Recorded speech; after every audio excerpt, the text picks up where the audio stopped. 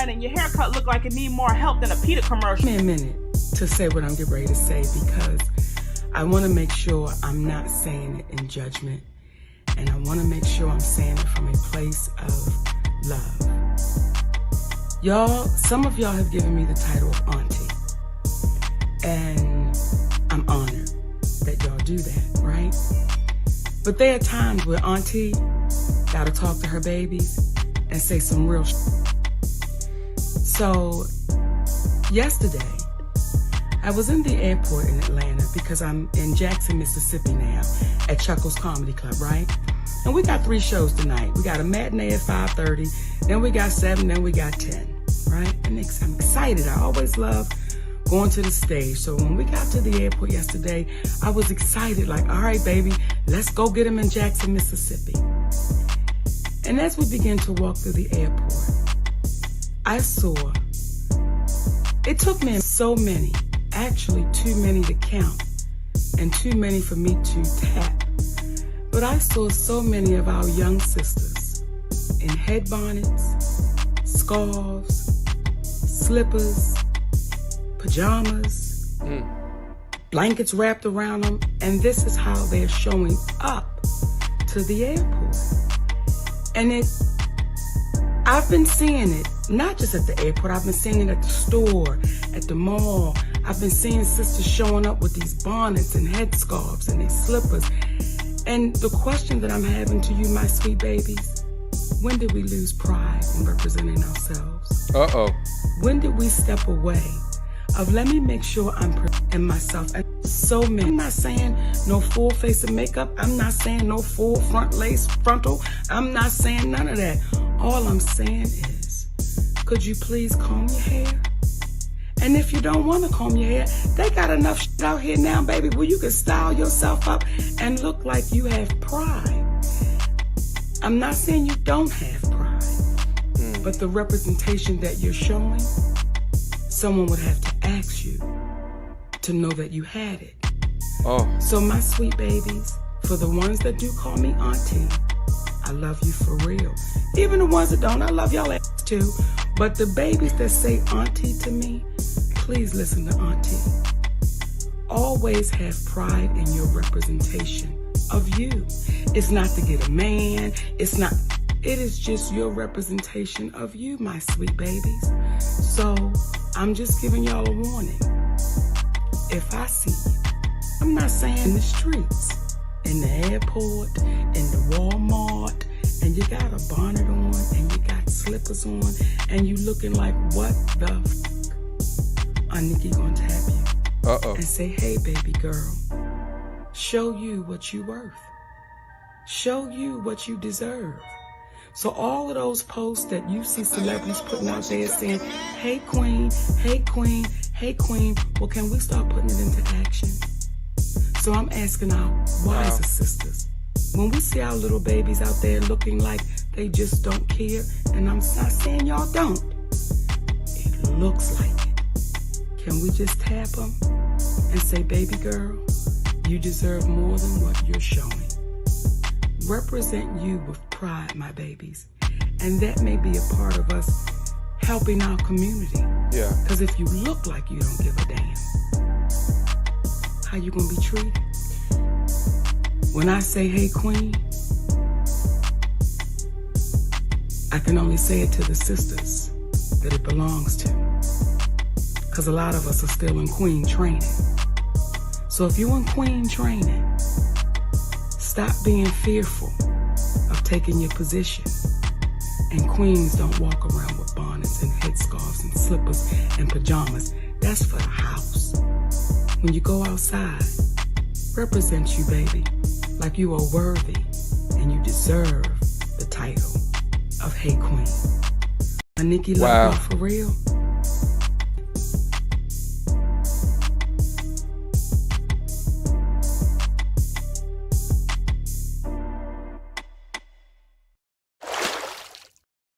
That was too funny. All right, man. We are here. We are back, man. Hey, the gang is back. Okay, right. So episode 12 of Chakra Nova is in full effect. Got the usual suspects. Got my Yeah. guys Jeff. Got my guy Prime Harmonic. Got my homeboy Sacred Serpent. It is a wonderful solar eclipse Thursday.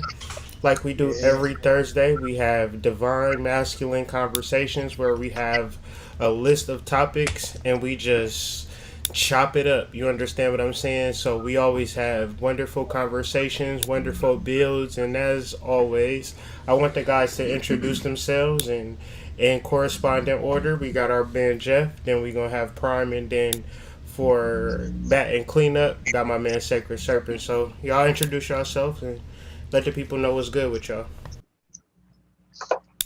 Appreciate that. Jeff here. I just want to say thanks again. Appreciate the space. Appreciate just being able to come here and speak my truth as best I can. To everyone, again, I'm Jeff out here, just finding my way, and just learning my spiritual path.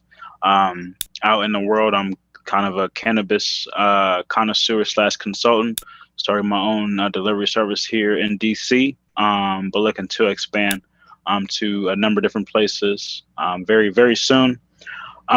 Check me out on Instagram, Jeff.Elijah144. I'll also check out my business page. You can see what I provide as far as my cannabis products, as well as apparel like hats, t-shirts, and other things like that. You can check that out at Elijah Green 144. Yeah, thanks again. Peace. I'm Prime Harmonic. Also go by Will. I am a martial artist, metaphysician. I deal with internal and external martial arts and meditation and breathing techniques. I'm highly in touch, in my opinion, with the spiritual world, but I still have a lot of work to do. But my thing is, I like to bring it down to a level that anybody can understand. I want to be able to explain it to my 8-year-old daughter, whoever. And that's. Peace to the family. It's the Sacred Serpent, Chakra Nova Alchemic Academic, your resident occult psychologist, your basic translator and communicator. I just want to give good ashes and great ashes to the family, to the ancestors known and unknown. And I also want to thank y'all for the space and allowing us for this space once again. Thank you. We really appreciate y'all for this. We really appreciate Hood Mystic and Mama Mystic and all the young mystics over there. And at the same time, I really can't stand none of y'all. So let's get started. Tough. So, man, I feel like a lot of energy has been put on how things are looking in many different ways, how the world is looking, how people is looking, how your hair is looking, and we're really concentrated and concerned with that. But as we kind of grow and develop through our spiritual journey and spiritual process, I find that it's really, really interesting that none of that shit truly matters. However, it do be mattering to a lot of people, so I don't want to just brush things under the rug. I want to get y'all understanding and y'all perspective on looks and appearances and what truly matters to you guys being men. And everybody just knows y'all want big booties, right? Y'all want press on nails. Y'all want bitches. Y'all don't want nice girls or good girls. So everybody's telling you what y'all want, but I want to hear from y'all perspective what y'all want from y'all mouths. So let's begin with this first question. And let me ask the dudes on the panel, if y'all not talking, just mute yourself. And then when you talk, unmute yourself for the people listening so we can get a good presentation for the people. So the first question, is being pretty a privilege?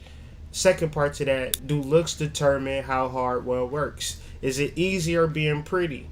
Or, what is pretty in your mind? Are you a pretty person? You understand what I'm saying? But tap into it. Is being pretty a privilege? Where is this? Is this shadow projection?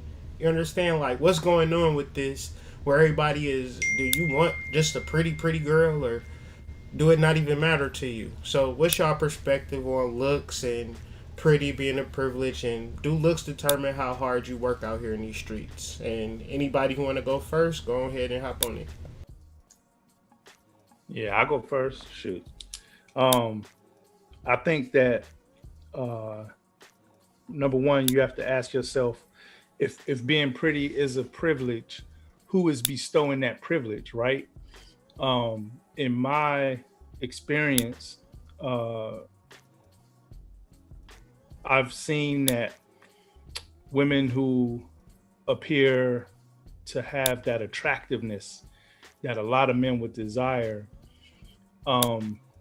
they can ask for things and get things a little easier or be treated nicer as they walk through the door than, let's say, women who didn't have those aspects. So I have seen women get treated badly because they didn't look like a dime piece, right? So I'm going to say, in my experience, yeah, being pretty is a privilege. Now, does that mean that every young lady or dude that's pretty takes advantage of that? I'm going to say no, because I've been privileged enough to date some very fine women. And I mean, I remember walking with one of them. This dude, we walked by him, he was drinking his drink. And as we walked by, he was like, his drink was just like spilling out his mouth as he was trying to get a better look at her. I mean, fine. Okay. And, but to her, I knew her on the inside, and, she was not conceited. She had a decent personality, and she wasn't the type to take advantage of people. So, but I do know that there are some women out here that if they know they look good, they might use that to their advantage, right? So to me, it's like, okay, yeah, you'll have privilege if you're a pretty woman or a pretty dude, but that's only to people that really, really, really kind of cater to that image or care for that image. You can be pretty as sunshine around me, but if you ain't got no heart, I'm gonna treat you like dirt. Well, I shouldn't say that. I ain't gonna treat you like dirt, but I might ignore the hell out your ass, treat you like, I don't know what to call it, man. Not disrespectful, not dirty, but you don't get into my heart by looks, right? You get into my heart with some realness. So yeah, I would say being pretty is a privilege, but only if you have people around that view prettiness or put it on some kind of pedestal where it would make them do things for people that weren't as pretty, which to me is shady. So yeah, people that are pretty, if they're around the right people, they won't have to work as hard. But if they're around me, they're gonna have to pick up their weight. Like Jazz said, right? I don't care if you ain't cooking, but you better cut that grass. So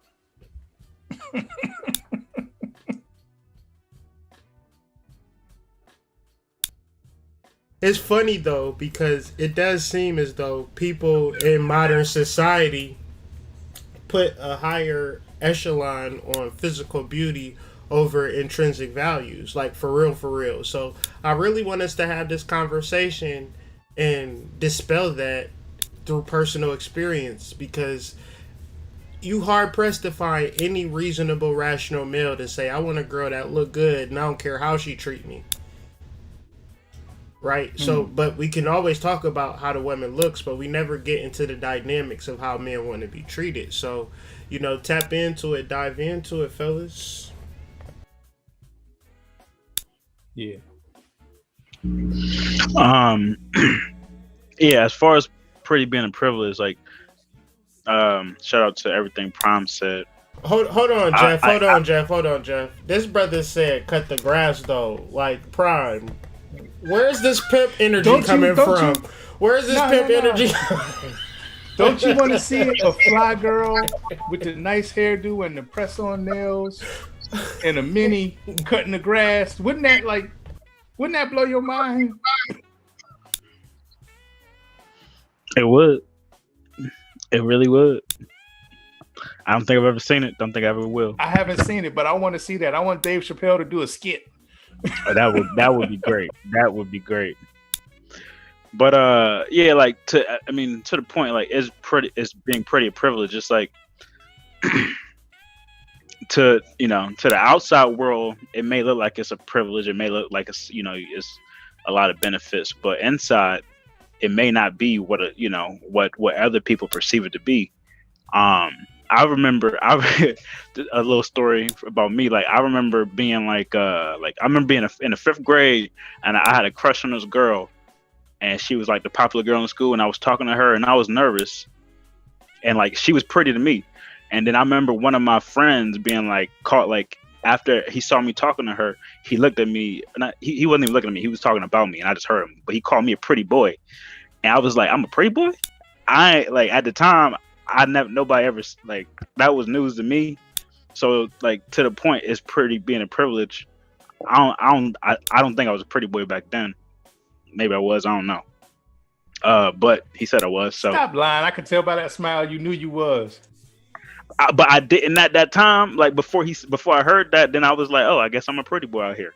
I thought I was just dark skinned dude out like that people make fun of. I thought it was the light skinned dudes that got all the game back then. You know what I'm saying? Like, how would you know you was beautiful if nobody told you? And that's really the plight of the young black man in this country. Right. Because the specifics of him being beautiful, not handsome, not sexy, but beautiful in everything that they do, in every expression. However, the conversation isn't to that. And if you are beautiful, it would be more centered onto like you being sweet or something to that effect. No, just regular hetero, regular, whatever your sexual preference is, whatever your complexion is, however long your hair is, however wavy your hair is, if you got muscles, if you fat, you are a beautiful man, right? And these are the energies and conversations that I feel like we could possibly have if we were able to tap into spiritual conversations. But I digress, Serpent.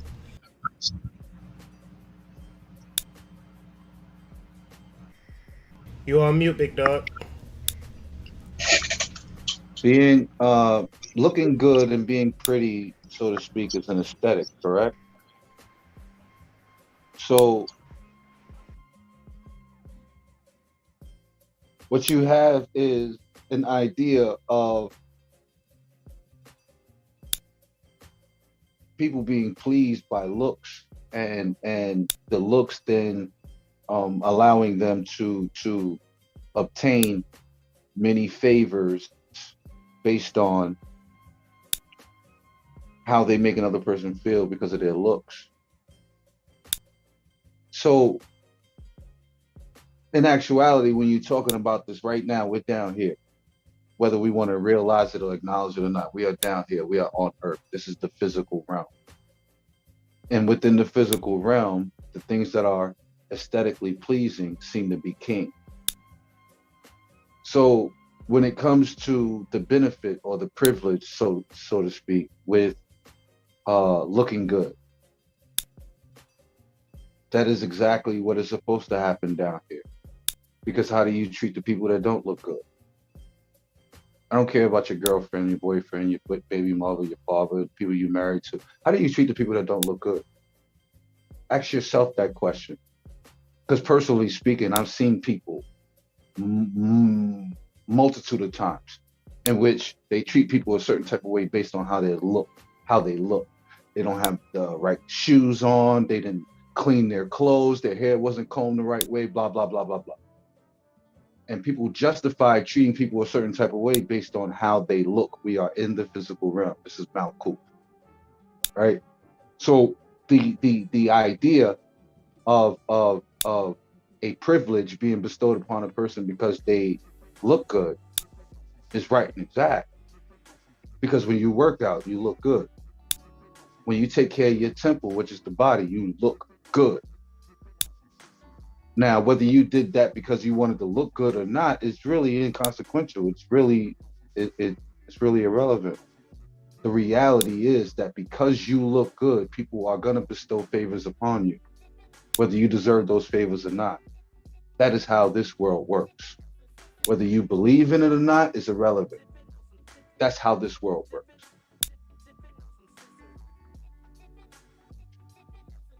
I'm done. Facts.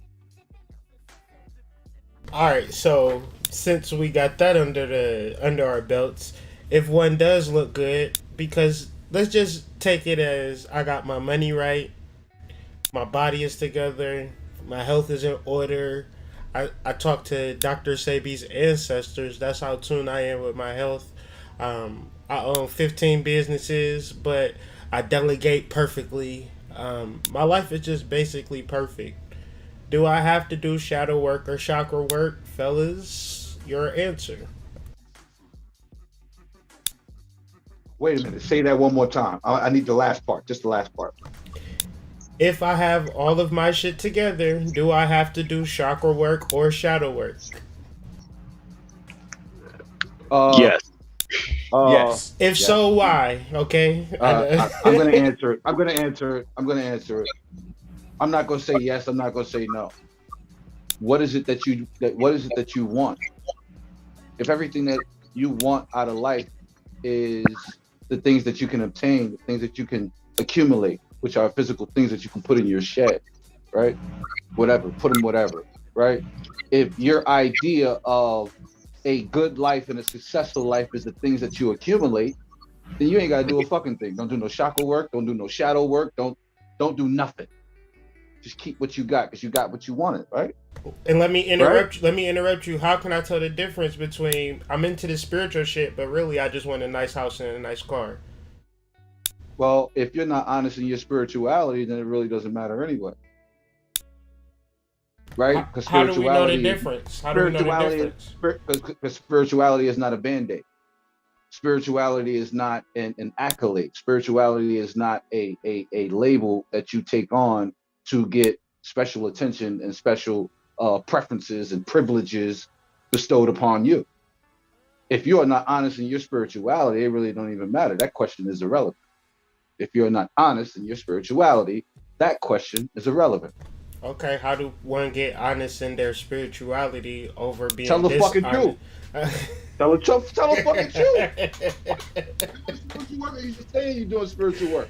Are you telling niggas you doing spiritual work because you like the attention you get? Because you telling niggas you doing spiritual work? Or you like the way that nigga look? Or you like the way that shorty look because she call you God and you call her goddess? Like, if that's the work that you want and that you do, then that's fine. But that's not spiritual work.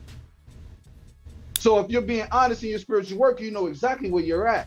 How do you know if you're honest or not? That is not a question I can answer. I can't be honest for you. I'm sorry. I'm here for the conversation. I'm here for the conversation. That was a mic drop. Mic drop. That's.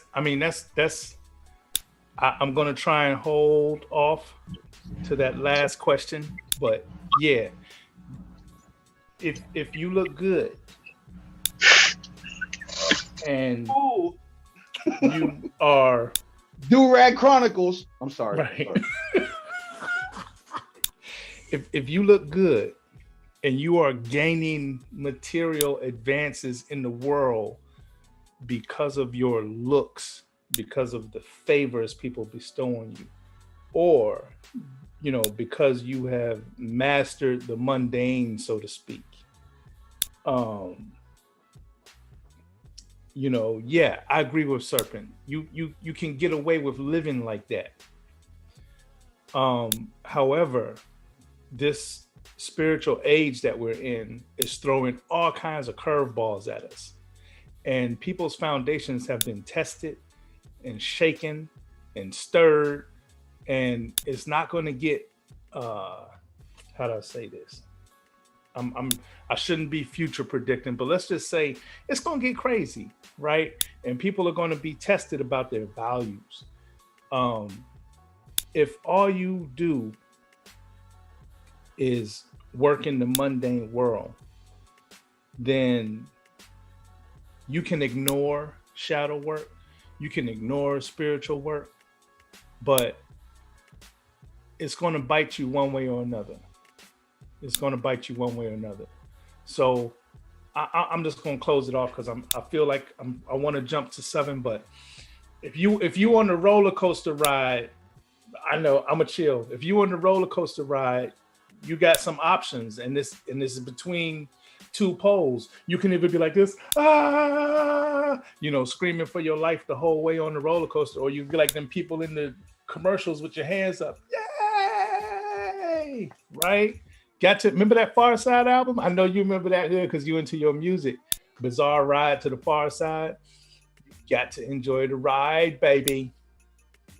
Listen, I'm gonna stop there. But you know, I think like really getting into this spiritual work and to like really be like a buffer or go between being tapped in versus not being tapped in, and also doing the work like Chakra Nova and understanding stress and dealing with our stress and handling it as opposed to adding on to it, building on it, giving other aesthetics and deep dives on how to handle and put on more stress. And maybe if I start a business or maybe if I do this particular aesthetics and now all the dudes is hollering at me, that's even more stress because I just thought that everything was going to be lovely. So I just think that overall, by Chakra Nova, and everything is taken care of for you. But Jeff, going in on this question. Damn. Oh yeah. So you need to do shadow work. First of all, if you think you good, you're not like. Break that down, because that's a beautiful understanding to shit. Because everything creates shadow, even your thought of being quote unquote good. You can think you're good, but you know, like we are in this. Whether you want to think it or not, we're like in this construct of time or of this of the sense of things are moving. Like nothing stays still. Everything changes. Like, come on, just the basic universal laws. If things are changing, then you might need to make sure that you are preparing for where things are going. And if you think that being still, in a sense, you do need to be still at times, but not always. If you think where you're at is going to always ensure that you are where you want to be, it's not the case. You always need, everything is moving. So just make sure you moving with things to ensure that if you want something, you're gonna get what you're gonna get. And if you don't want anything, then expect that that to happen, in a sense. For instance, I'm manifesting though. I'm getting what I quote unquote want. I'm getting the girls. I'm getting the loft apartment, but ultimately one has to receive those particular things, live in the loft for, a year and pay $10,000 a month, and things of that nature, pay $1,500 a month for their car and things of that nature, and be spending, $20,000 a month on just bills and be making, $40,000 a month, you know what I'm saying, on gross. But when you do the net, it break down to $25,000, and generally you spend that $5,000 on existential things. So ultimately, I'm making $40,000 a year, living in this loft, in this penthouse, driving this Maserati, but I'm poorer than a person who is, living on the corner, right? Because the person on the corner don't have no debt, don't have no bills, and can ultimately scrub, wheel wells and end up on the better side of the economic line than a person making $50,000 a month. So I just find that people's connotation with, if I get this, is going to be good. So when you're thinking that you're going to achieve something and it's going to be good, you're setting yourself up for failure, because ultimately the idea that we want to work with is whatever environment that I'm in, I'm bringing myself into it. So what is the work that needs to be done? Me being in an environment, or me creating the vibe, which is me, you know what I mean? You're the whole vibration. Anybody ever said, when you walk in a room, you light it up, or I really like hanging out with you and things of that nature, meaning that inner work. It ain't the fact that you look good. It ain't the fact that you have, beautiful clothes and wonderful aesthetics. It's the fact that your vibration. And generally, when you get the money, people don't want to hang with you, or you don't want to hang with them because you don't trust them. So it's all complicated. Do y'all got anything to tap into on this subject before we move on? Yeah, shadow. Because, it means so many different things to so many people. The way I've learned it, or the way it appears to work in my life, is anytime I have to have a division within, right? If I'm going about my day and some choices laid out before me, and if there's any reservation in my spirit or my soul about what I'm doing that I have to push to the side, I would say, well, this ain't really what I wanted, but I'm gonna go ahead and take this, or this ain't really what I was looking for, but I'm gonna go ahead and do that, right? That little part that had to take the back seat, right? I consider that part of shadow work, part of things that my spirit were looking at, but didn't get to experience or didn't get to fulfill. And it's up to me to recognize that. There's a book I was reading, Awakening the Luminous Mind by Tenzin Wango Rinpoche, that a friend gave me, and he said, in every moment is totally complete, right? That means if you know what to look for, you should be able to move and do what you want, get what you want, see what you want. But if at any time you doubt yourself or you doubt your ancestors or your spirit guides, then you're cutting yourself short, because you're not going to be able to see what was really there for you. So even if you're rich, even if you're, even if you got, glory, you got some shadows. Because you ain't get there in one smooth ride from the time you was a baby. It's gonna be some shadows somewhere. So anyway, peace, Shawnee. Because the the overall understanding is that you can live a life that is absolved of shadow, and thus you don't have to study it or get into it. So we get money, we look good, we get all of our existential things, and never do the shadow work.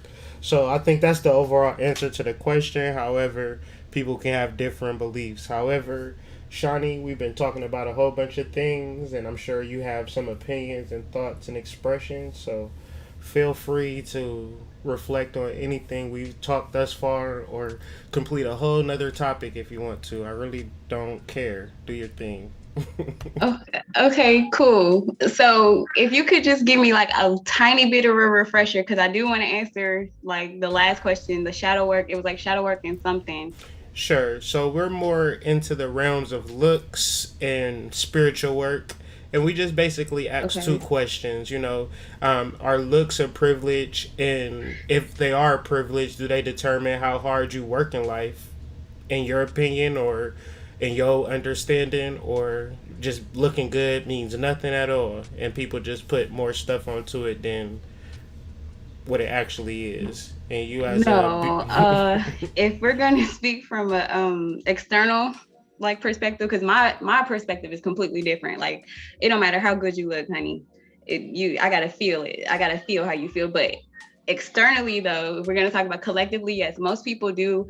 They say that, even like science, right? Like they have a science like studies on like the symmetrics of the phrenology of the face. And it's like, I think the most, because I used to study this when I was younger, the most beautiful face is like asymmetrical or something like that. Like, because of it's really the, like you said, it's the geometry of the face, really. And we instinctively react to that and we see that as beauty, but we don't know that because that's our animalistic mind. That's like the most primal mind of things. So, and that's when it comes, that's not even like attraction though. That's more about like reproduction and reproducing. So that's more about like, continuing on the human race, which that should be the goal, but so I do say that though people do put a value on pretty people. And I do think that they, I've learned now that that's their lesson to learn. I don't really get involved with people's mistakes and mishaps. You could be walking into a whole wolf, honey, and I'm literally gonna be like, unless you ask me now. You ask me, I might throw you a lifeboat or I throw you a why did you say you could be walking into a wolf? Is that what elaborate? Because I agree with you 1,000%, but that's where I'm at mentally. Well, that's evolution. But I've never that's heard life. that.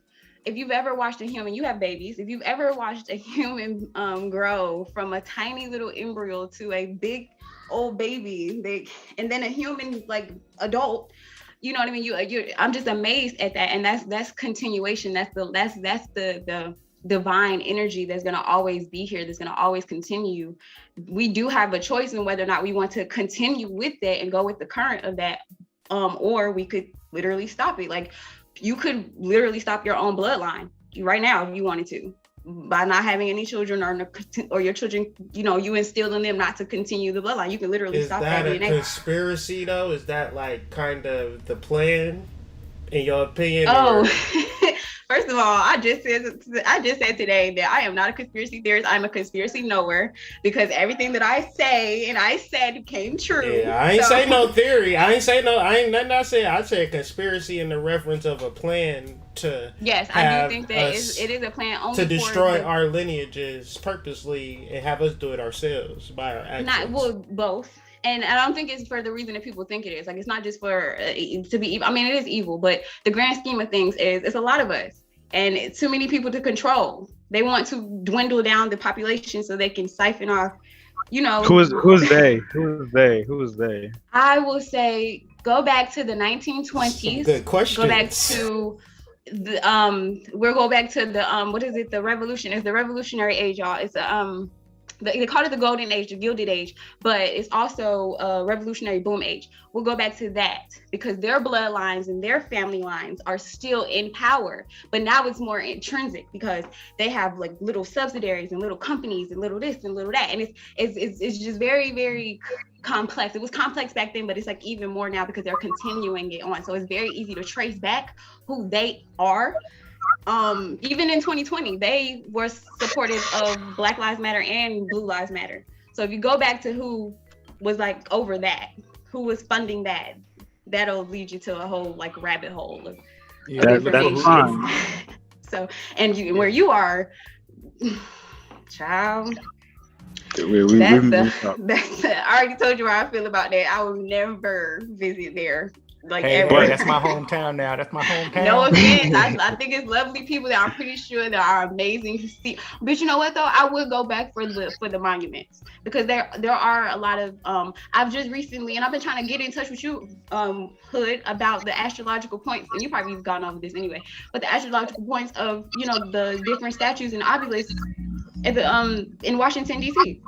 Like, they literally line up with astrology, and then you go further into 13 sign astrology. It's like even more of a lineup, and it makes even more sense.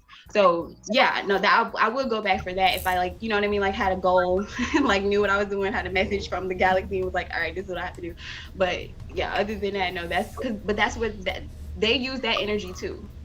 What we have to do is take that energy back, because and that's the thing, you can't stop it. You could never be able to stop you engaging in the geometric energies.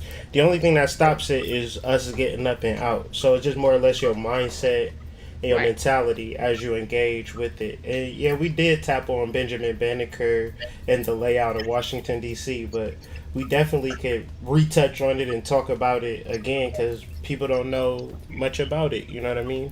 So, right, yeah, they don't know there's a reason why they chose that that spot, those areas, and those statues in that specific place. And it's really crazy that we do have people that have purposely put into place for people not to think about stuff like that. Like, I look back and I watch like the 80s movies or just like 80s commercials or even like news, and I'm like, wow, they did an expose on that? Like, they would never show that, this, you know what I mean? And it's all the same. Like, we're literally living in like cycles of the same thing that keep us in the same loop, the same operative system. And I'm like, not here for it at all. I don't watch the news. I have no idea what's going on. Y'all told me about the guy from last week. I don't even remember his name anymore. I have no idea what goes on in social media, and I do that on purpose. Like, I purposely try to do my best to stay in the 45 world. Mm-hmm. Can I speak? Go ahead.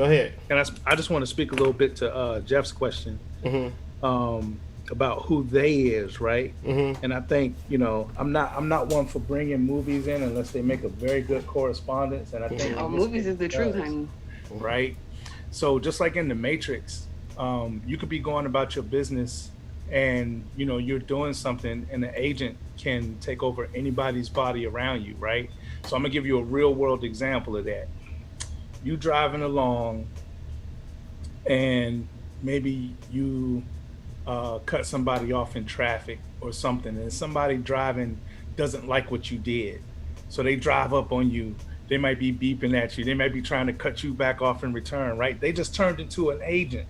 Instead of going about their damn business and completing whatever they were doing in their day, they decided to involve themselves in your 3D world and become an agent of whatever was going on. Now, you can be an agent of a lot of things. You could be an agent of love, right?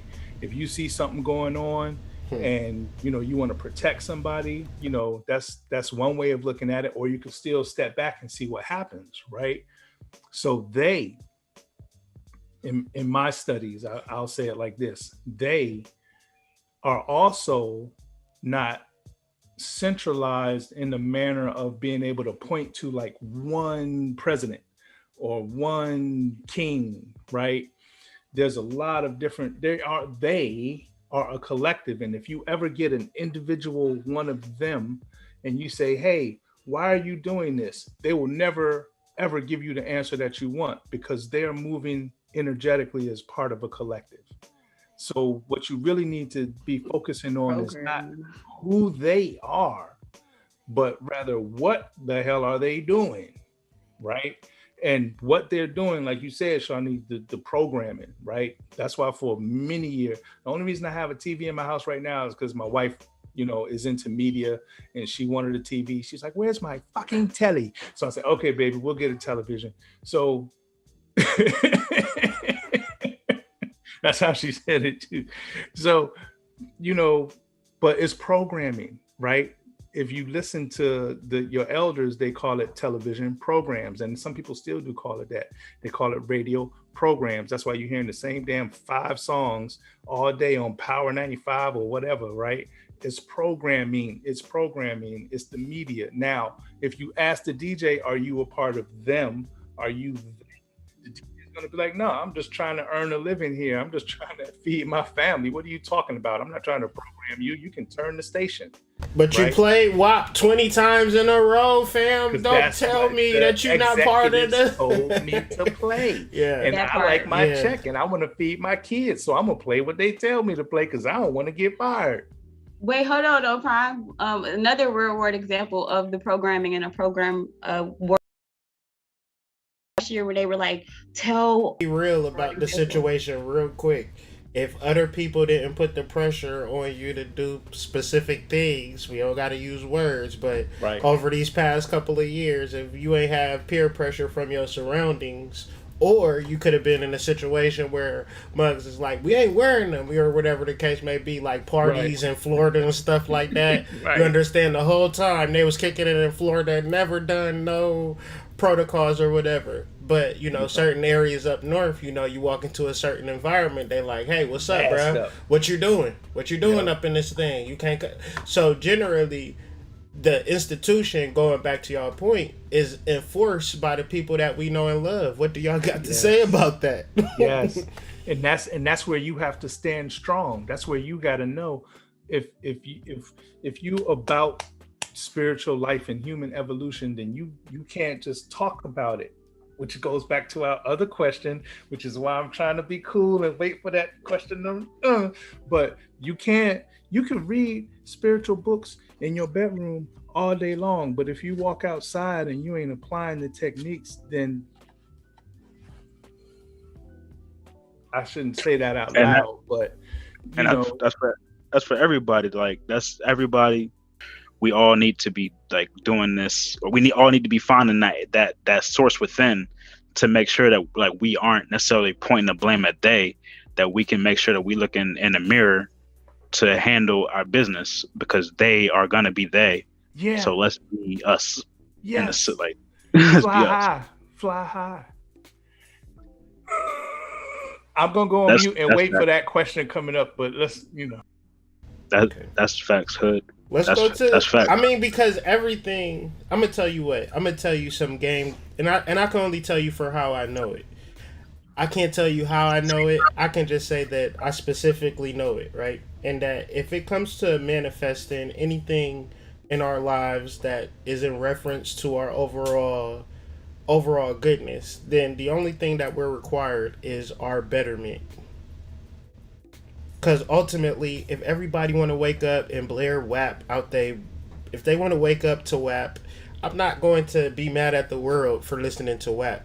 I'm going to throw on my binaurals or throw on my classical or throw on my Brazilian pontos and let the world listen to WAP.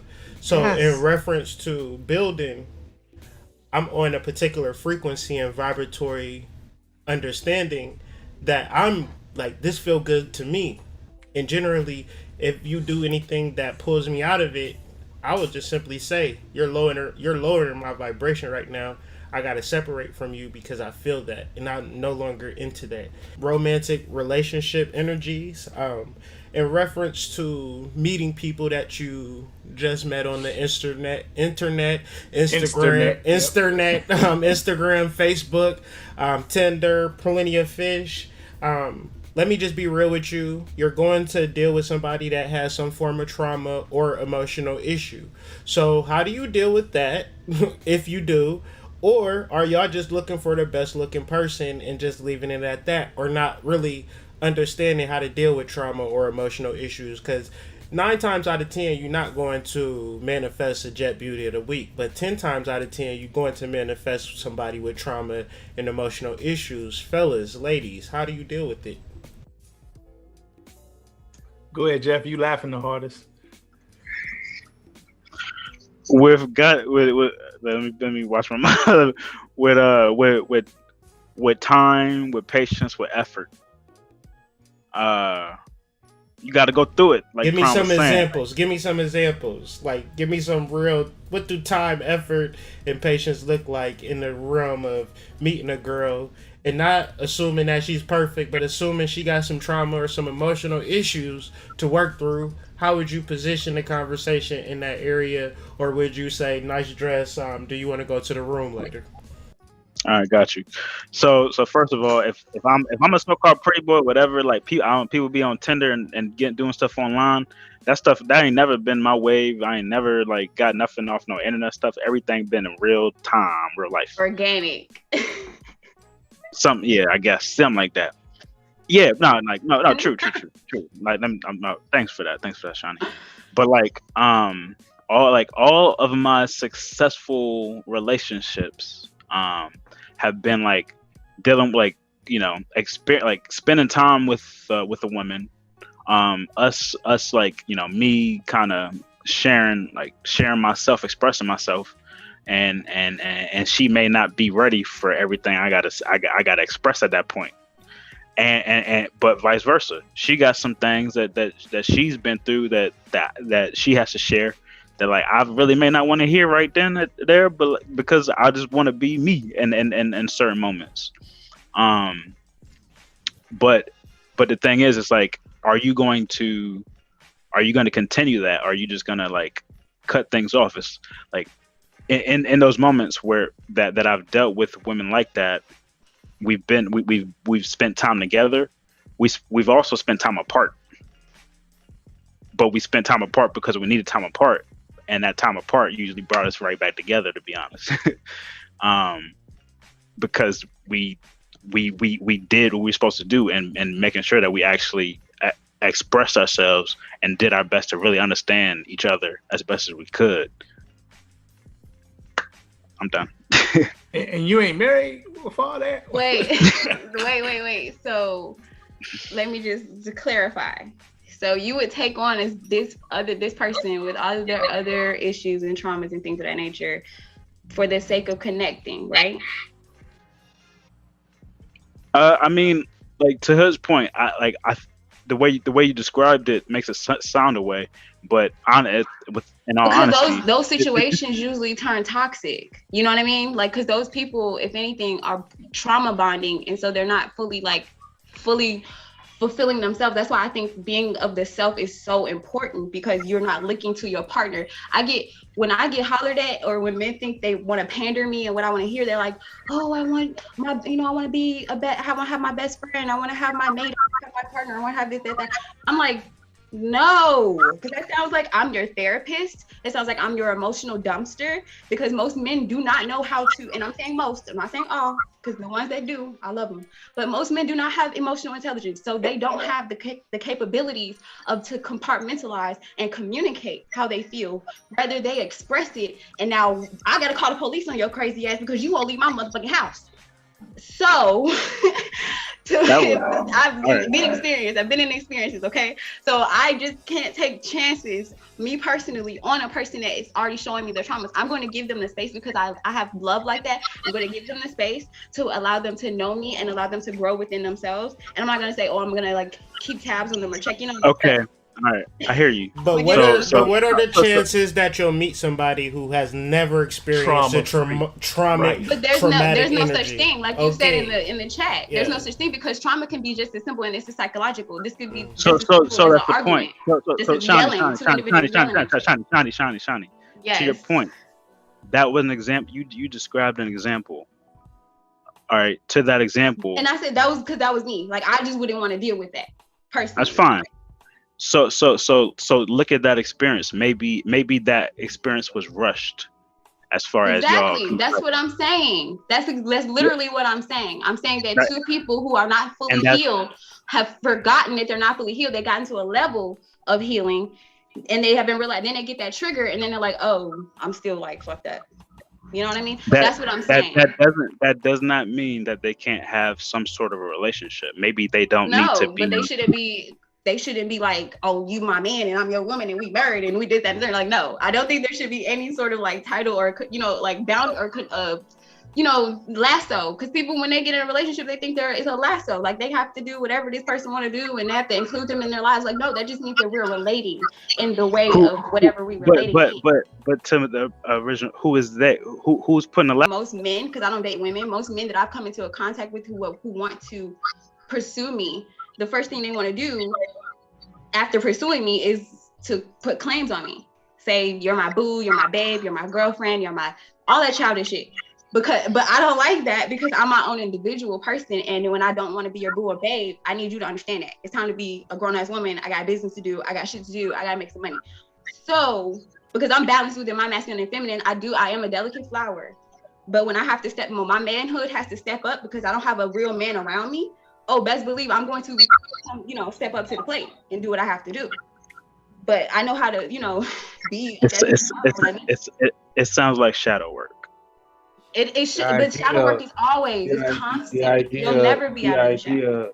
The idea that can't be glossed over, and I'm not apologizing. Can you hear me? Can you guys hear me?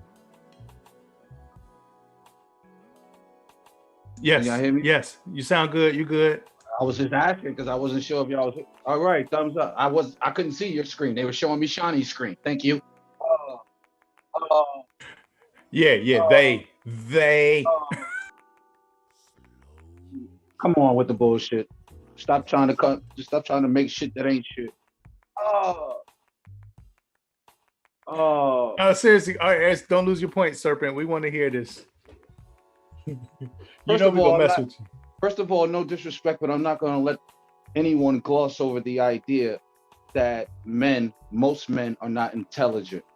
You have not come in contact with most men. All right. Most of the men you have come in contact with have not been intelligent.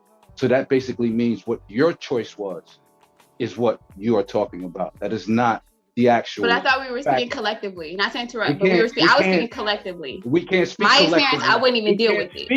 We can't speak collectively when you say most men are unintelligent. I said that really to pander the audience. I really, matter. honestly, we're not okay, well, if you want to get into semantics, I said that to pander.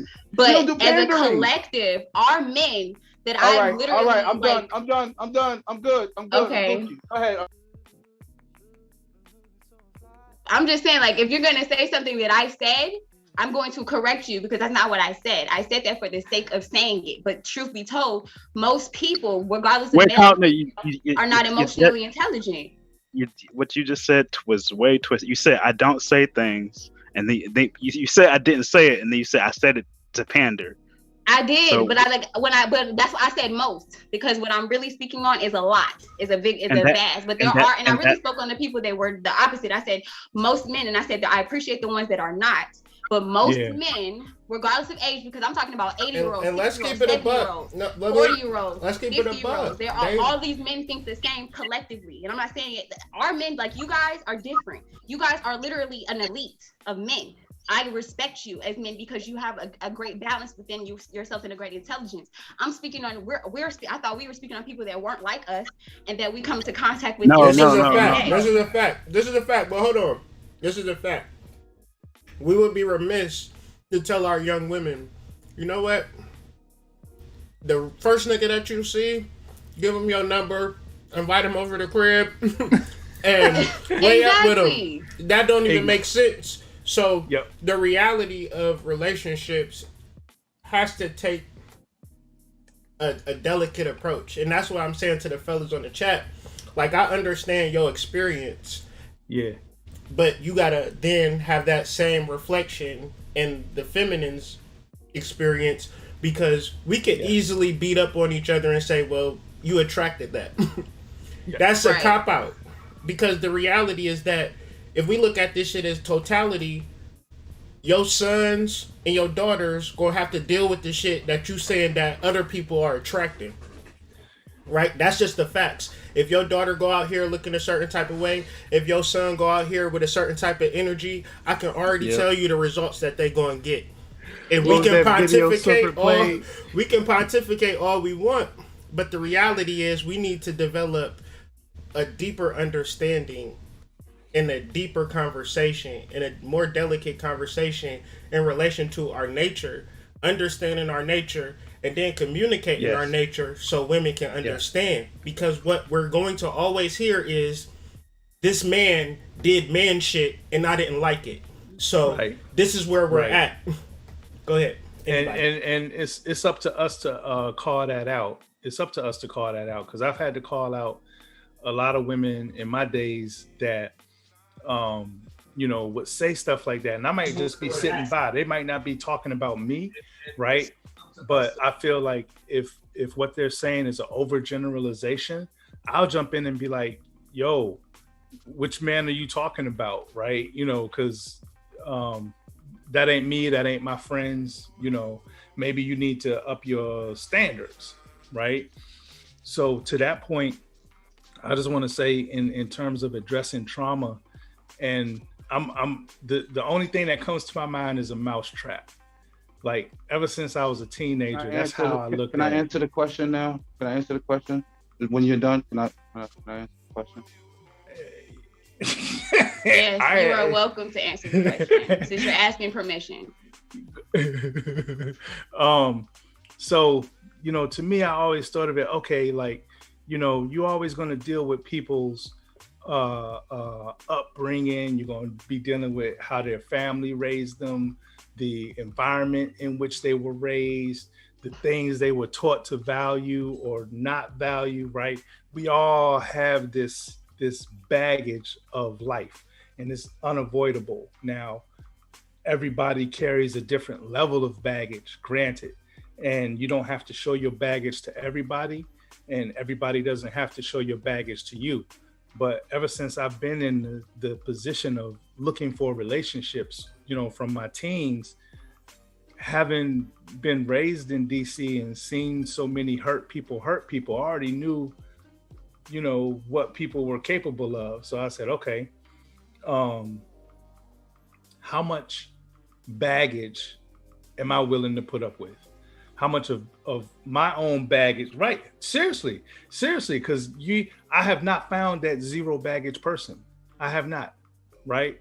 So I have to ask myself, how much am I willing to put up with? And in order to do that, I have to hold interviews, right? Now, I'm not going to say it like that if I'm meeting a young lady. I'm not going to be like, yo, baby, let me take you out on an interview. You know, it's like Jeff said, right? Let's spend some time. Let's go to this place. Let's go to that place, right? So you get to see how they act in certain situations. Like I courted my wife. Let's see, I met her in December of 2008, and we got married in September of 2011. So, you know, that's quite a bit of time. It's not a long time, but it's a good amount of time to be with somebody, be around somebody, and see what they're like in different situations, to see how they feel about certain things, right? And all the while, I'm doing the assessment. I'm saying, okay, am I willing to, you know, deal with her baggage, and am I willing to let her go through my bags, right? Because she's gonna want that privilege to say, okay, well, if you looking in my bag, let me look in yours, and that's where we have to be able to step up and say yes, right? So I think it's like investing. You got to weigh the risk. You got to weigh the risk, and you got to, and then if it comes to the point where the baggage is too much, you have to be honest enough with yourself to be able to tell that person that you can't hang, you can't deal with it. You know, I've had people break up with me saying that, you know, when my stuff got too wild for them, they were like, yo, I'm out. I don't know what you want. One young lady was like, yo, I need a bridge. I'm here, you there. I need a bridge. I'm like, I ain't got no bridge for you, sis. So yeah, you know, you gotta check the mousetrap and see, is it a mousetrap you willing to get snapped by or not? And if it ain't, walk away, you know. Peace, Torin. Thanks for joining. And we're gonna Peace, you actually kind of touched on what I wanted to get up here and say. Oh, my bad. No, it's good, because actually I was gonna say, when y'all first posed the question, I was in the background like, no, not if they got too much trauma. And then in that moment, even when I was getting ready to say that, I felt guilty about it. So I was like, dang, like, you know, because then he said, name a person who doesn't have trauma. And I had to I did some quick shadow work like in those seconds, like, damn, like, yeah, I got some myself. Yeah. But I have to really like the person to proceed when those traumas and things are being revealed, because I've been in some situations where you just, you know, in a just getting to know you phase, and somebody will just let it spill all out, and I'm and there's nothing wrong with that. I feel bad for criticizing that, but I feel like I'm a very empathetic person. So I hold that, like, it affects me. I feel a type of way afterward. You know, I never feel bad for self-defense. Never feel bad for self-defense. Right. And so I'd be like, nah, you know, I gotta so yeah, I was thinking that, and then you just spoke on it and gave that little scale. How much are you willing, how much trauma are you willing to take on from another person? And I think that is the question that should always be posed, because I don't think anybody should just be willing to take it all, you know, and being realistic, you can't expect someone to not have any. Give me your pain. And especially now, I feel like as we're doing this shadow work, I'm even more sensitive to it, like, you know, or I can see through, you know, like I can see it from a mile away. It's not even like it'll catch me off guard. Now it's like I can pinpoint it as soon, way down the street, and I'm like, nope, I'm going this way. I don't want no parts of that. So, and I think I need to continue that as I continue to unpack my own. I think that's important. So that's dope. Thank y'all for, I mean, and I'll chill up here because the conversation is getting good. I love it. Yeah. I love Durags versus bonnets.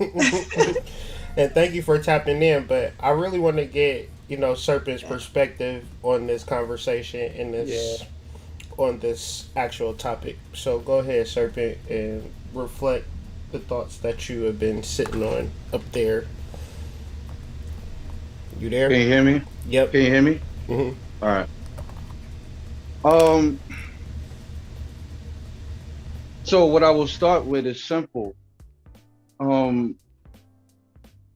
the best people I've ever met in my life have been the people that have been through the worst shit. So I am from the real slums, right? Like, I'm not from the slums people like to talk about and like, you know, get nostalgic memories on and yeah, remember when we did this and ate mayonnaise sandwiches? No, I'm from the real slums, like the real slums, right? So like the best individuals I've ever come in contact with in my life have been the individuals that have been through the worst, the most traumatizing shit that you could ever fucking imagine. Excuse my language. But the reality of it is I had no right to judge those people, whether they've been through it, did it, dealt with it, or handled it or not. So when I apply that aspect of reality to relationships, the first thing I think about when incorporating someone else's trauma is, if it's not worse than what I've been through, if it's not worse than what I've seen, if it's not you killed somebody, or you know what I'm saying, like you want to run from somebody somewhere. I done had like, one of them, Serpent. We're gonna have to tell that story one day.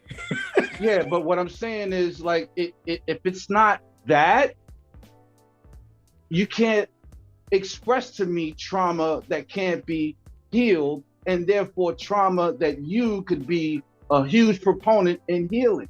See, I think the real reality is that people have a determination on what they determine what they want to go through and not go through based on what they've been through. That's great. That's beautiful. Wonderful. But if you've been through it, the wisdom part is something that you can apply to someone else. So therefore, if you have the wisdom to give to someone else on that very same thing, and you choose not to deal with that individual just because you don't want to deal with that shit, well, that's fine and dandy. You're right and exact for doing that. That's your being making that decision. But that doesn't make it a right decision. It just makes it your decision. So I think when we talk about these things, like as if somebody's trauma is gonna fuck you all the way up, like you just ain't gonna never be able to come back from that. The reality is that people have a level of what they're willing to deal with and what they're not willing to deal with. And it has absolutely nothing to do with what type of trauma a person went through. People just choose to deal with who they choose to deal with. Because you got people in the hood with females and dudes that ain't did nothing. And you choose to keep that trauma because the dick is good, because the money is right, because that nigga talked to you a certain type of way, because she put her panties on certain, whatever. You choose to keep that. You will go through some trifling shit because the person looks good. You will go through some trifling shit because the person got some money. Don't tell me this shit about I ain't willing to deal with this and I ain't putting up with that and you should do this. No. Because if I had the bank account, right, that shit would go out the fucking window, right? See how this is more than a two-sided coin. This is more than a two-sided coin. You don't get to say it's exactly. A sliding you don't scale. Get to say, it's a you don't get to sliding say scale. that's too much trauma. What I see when y'all talk like, when people talk like this, not y'all, I'm not saying y'all, but what I see when people talk like this is, I don't want to deal with your trauma. I don't want to deal with your trauma. I don't want to deal with your trauma. Oh shit, you got a nice car. I can deal with that. I can take that. And let me just say, like, it's not even a point of I can take a little bit of trauma. It's like, I just don't want no trauma at all. I want you to be perfectly healed, to which I'm just saying, like, I can understand if y'all have variation of scales and we have the dialogue and dialect to say, I deal with a person that is dealing with this or that or whatever, and we have the tools and we can discuss it. But generally, we want creative player 99 all ratings to come in our lives, and if he don't come 99s all the way, then kick rocks. You know what I mean? So go ahead, man. Keep talking, Serpent, because I'm just listening. Nah, that pretty much amounts to it, bro. Because, like, I'm gonna tell you a personal story. So I was with a young woman, and I met a young woman, and she was dope, but she was very obscure. She was very non-descriptive. She was very exotic. No. She was very inclusive. Like she just didn't put her stuff out there, right? And you would look at her and you couldn't understand why she wasn't a socialite, why she wasn't, you know, loved by everybody, because she had everything. But she had one issue that came with that everything. And that everything was she was raped by her uncle. And the reality of her being raped by her uncle came up in the conversation when we were talking about sex. Now, in that conversation, I have a plethora of decisions that I could make, right? Am I going to tell this woman I'm not going to deal with her because she's been raped by her uncle? Am I going to tell this woman I can't deal with that level of trauma because I can't put up with that? Or am I going to sit there and be the ear that she needed for that time and then treat the person how the person deserves to be treated, as opposed to saying, yeah, not me, not now. See, we can have this dismissive attitude towards people, and it's great, it's good, it's fine. You're welcome to your rituals and your rights, right? But at the end of the day, we are still people here, and we still have to deal with being here. And the way spirit works, oh yeah, the thing that you avoid, spirit will bring right around the left corner, right? The thing that you say you don't want to do, it will come right down the block, right? So the way I approach this thing, and I'm not judging anybody, I don't want to judge anybody. This is not a judgment claim or rebuttal, whatever, it's not. This is how I am. And the way I am is I'm not going to judge you for your trauma. I'm not going to judge you for the things that you've been through. Because if you still here, that you were supposed to be here. I'm sorry. No, don't.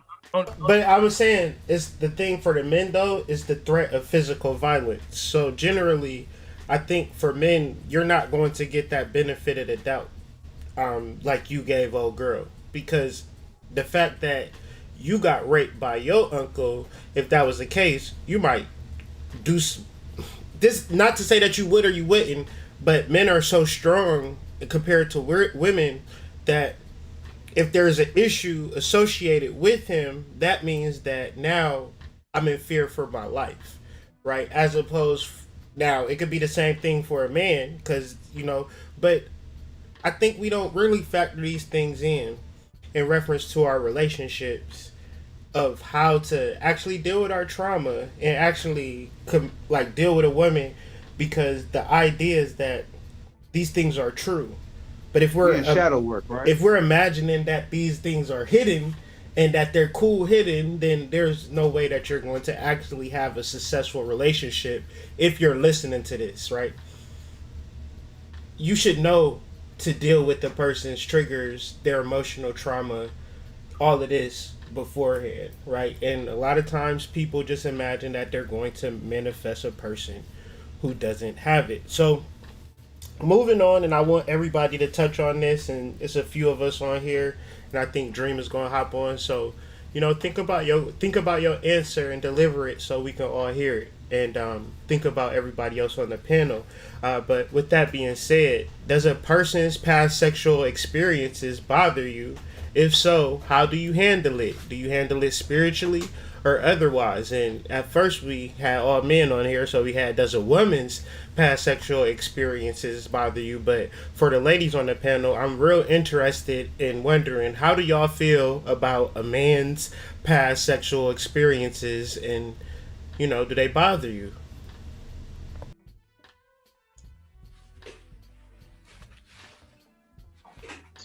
I got answers. Oh, everybody, whoever taking it, take it. All right. So at one point in my life when I was younger, you know, when I was more arrogant, let's put it that way, you know, that used to bother me because I felt like I always had to prove something above and beyond whoever that person was with before me. And then the older I got, I realized, you know, you can't, what my uncle said, you can't miss what you can't measure, you know, you can't fight what you can't see, right? Ain't no need in trying to fight a ghost or be better than somebody that someone had. And when I started getting to that point in my life where I was more comfortable with myself enough to be able to say, okay, I don't care about that, then it became a matter of just being grateful for the fact that, you know, she might have had some experiences that could teach me something. You know, I'm like, whoa, where you learn that from? That was nice. But you know, it's like if you can't accept the fact that other people have lived life, then you're gonna be hurting. So I'm just gonna say I had to grow into being able to accept an understanding of the fact that, yeah, I wasn't the first. Yeah, you know, she learned some things, but hey, I'm the one benefiting right now. And what can I do to keep that relationship, you know, strong and healthy, right? So does it bother me now? No. Did it bother me when I was 20? Yes. And I'm gonna sneak out on that answer. As a young man, I was blessed by older women. Being that older women, obviously, they were grown. They taught me things. They taught me the importance of a woman that'll cook for you.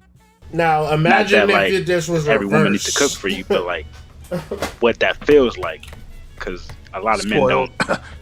A lot of men. Imagine if that was reversed. Imagine if you was like, lucky for me, I had a lot of older guys around me that really gave me the game since I was 12. Like, wait a second, fam, you sound weird, but go ahead.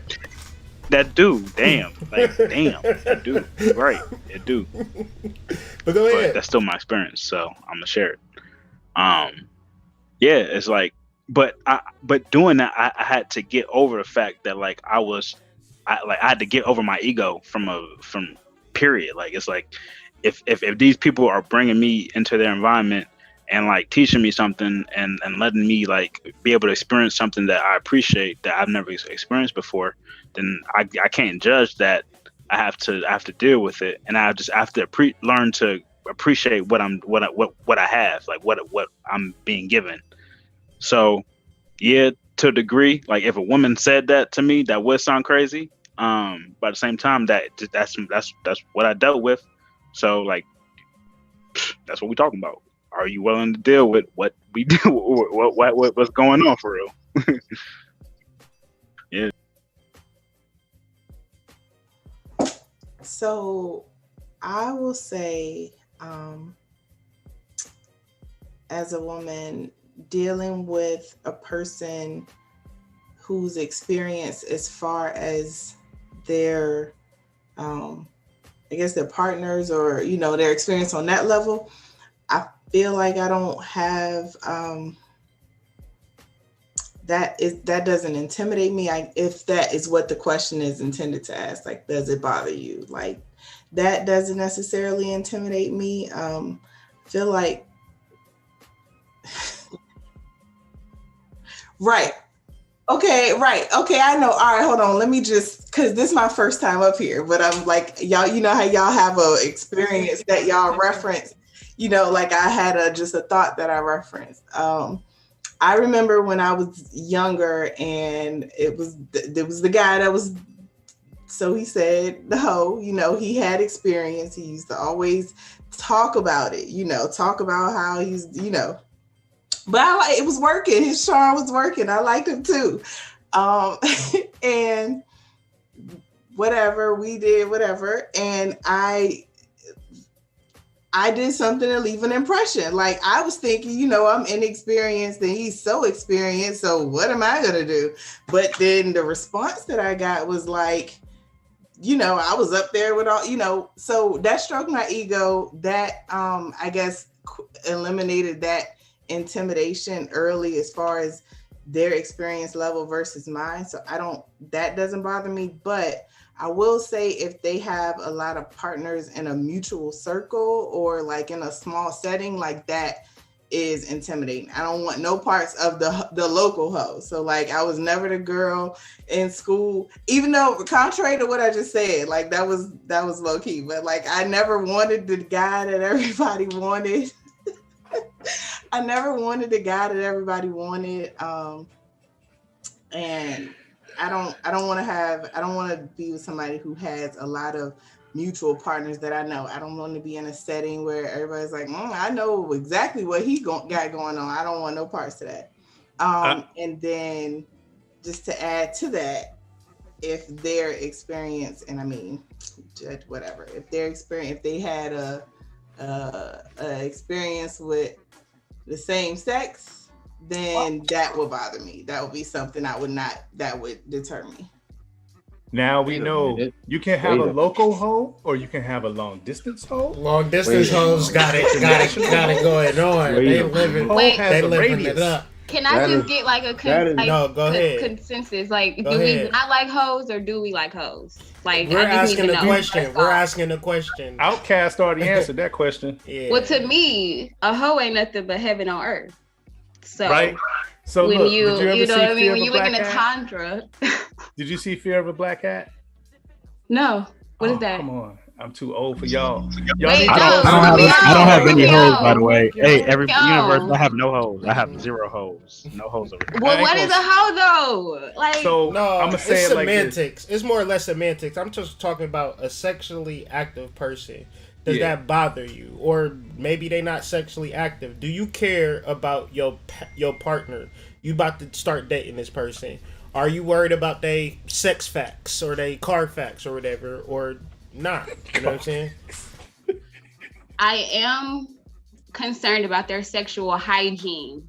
However, them in their past and all of those dwellings and doings, I mean, if it's not affecting the present now and the future, like, no, it is not a thing. But what she said, though, about the bisexuality thing, and I don't mean, we're all family here, and I don't mean to put myself out there, but there was a one time where I did end up doing it, but I did not know until afterwards. So technically, I thought he was like a hetero, but then I was informed by him. He was very open about it. He just wasn't open about it like in the beginning. We were drunk, so young, you know, whatever. But that truth serum. So after that, though, I definitely did not continue the sexual part of that relationship. We weren't in a relationship at all, but I didn't continue. Like we didn't have sex again after that, especially. But no, I don't. No, that's not. Like I said, the sexual hygiene. Do you get tested? How many STDs have you had? Like those are the kind of questions I would ask more so than how many sexual partners you had, because that's more about how experienced you are. And like with Torin said, if you know what you're doing, it really don't matter who you with. If you know yourself, you know you got to get in with that self first. You know yourself. Any experience you have with anybody else, if it's out of love, it's gonna be, if y'all working with each other, it's gonna be good. So, but yeah, that's my answer. This is an interesting conversation, and I'm here for it. Let's tap in. Whether I care or not doesn't matter. Because it's going to color your relationship. I wasn't done, sir. It's always rhetorical. So whether I care or not, does it really matter? Okay, of course it matters. Well, how does it matter? Well, it matters if you really want to be with this supposed person. Again, just like the last question, you really want to be with a supposed person. How much are you willing to overlook because you really want to be with that person? Right? Because sexual partners and sex, that's a fluid thing.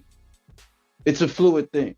Everybody wants it. Everybody tries to get it. Everybody doesn't get it. Some people get it and don't deserve it. And some people abuse it and blah, blah, blah, blah, blah, whatever.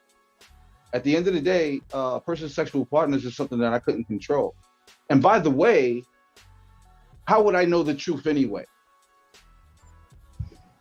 Was I there? That's right. That's right. Would I ever have been there with any of those partners? Excuse me, a little stuff in my throat. Would I ever have been there with any of those partners? Right? So it really comes down to the level of trust that you're putting in what the person is saying. And regardless of that level of trust that you put in that to that person that you choose to believe or not, you're probably wrong. I mean, you could be right for yourself, but you're probably wrong about the person, because the person that you pick is going to be based on your preferences. It's really not going to be based on the trauma that they went through and how many sexual partners they had. Next. That's true, because you got to have that initial attraction. And let right? me just say, I don't agree with nothing that nobody said, but I love y'all, so we gonna keep it moving. Next question. Next question. I don't really, cause it's like, to me, it's like you can just fuck anybody. And when I was young, I just fucked somebody off the humbug and da da da da da. Like, man, I would fucking hate to have that experience and like not. Hold on. I would hate to not have the conversation with my children about sex to the point that you're figuring it out at a fucking party, just like, you know what I'm saying? Like, that's just so normal. Right. Or as off if the like, internet. yeah, like sexual energy is just some shit that you could just fucking haphazardly just give away. I don't view it, even though I experienced it and I get it. Like, you know what I'm saying? Like, say for instance, if I put my hand on fire and I experienced that, I wouldn't go around saying, yeah, I'll be just smacking fires all over the place. Like, generally, I got burnt doing that shit. So, in the realms of understanding how to move forward, it's a particular aesthetic and knowledge base that comes from being burnt. You know what I'm saying? Like, literally and emotionally. Yeah. Like, so, one thing to that point is like just my personal experience. Like my father tried to have that talk with me way too early. He tried to have that talk with me when I was 7, and then I told him I told him I wasn't there yet, and then hold up, and then after that he never wanted to have a conversation again.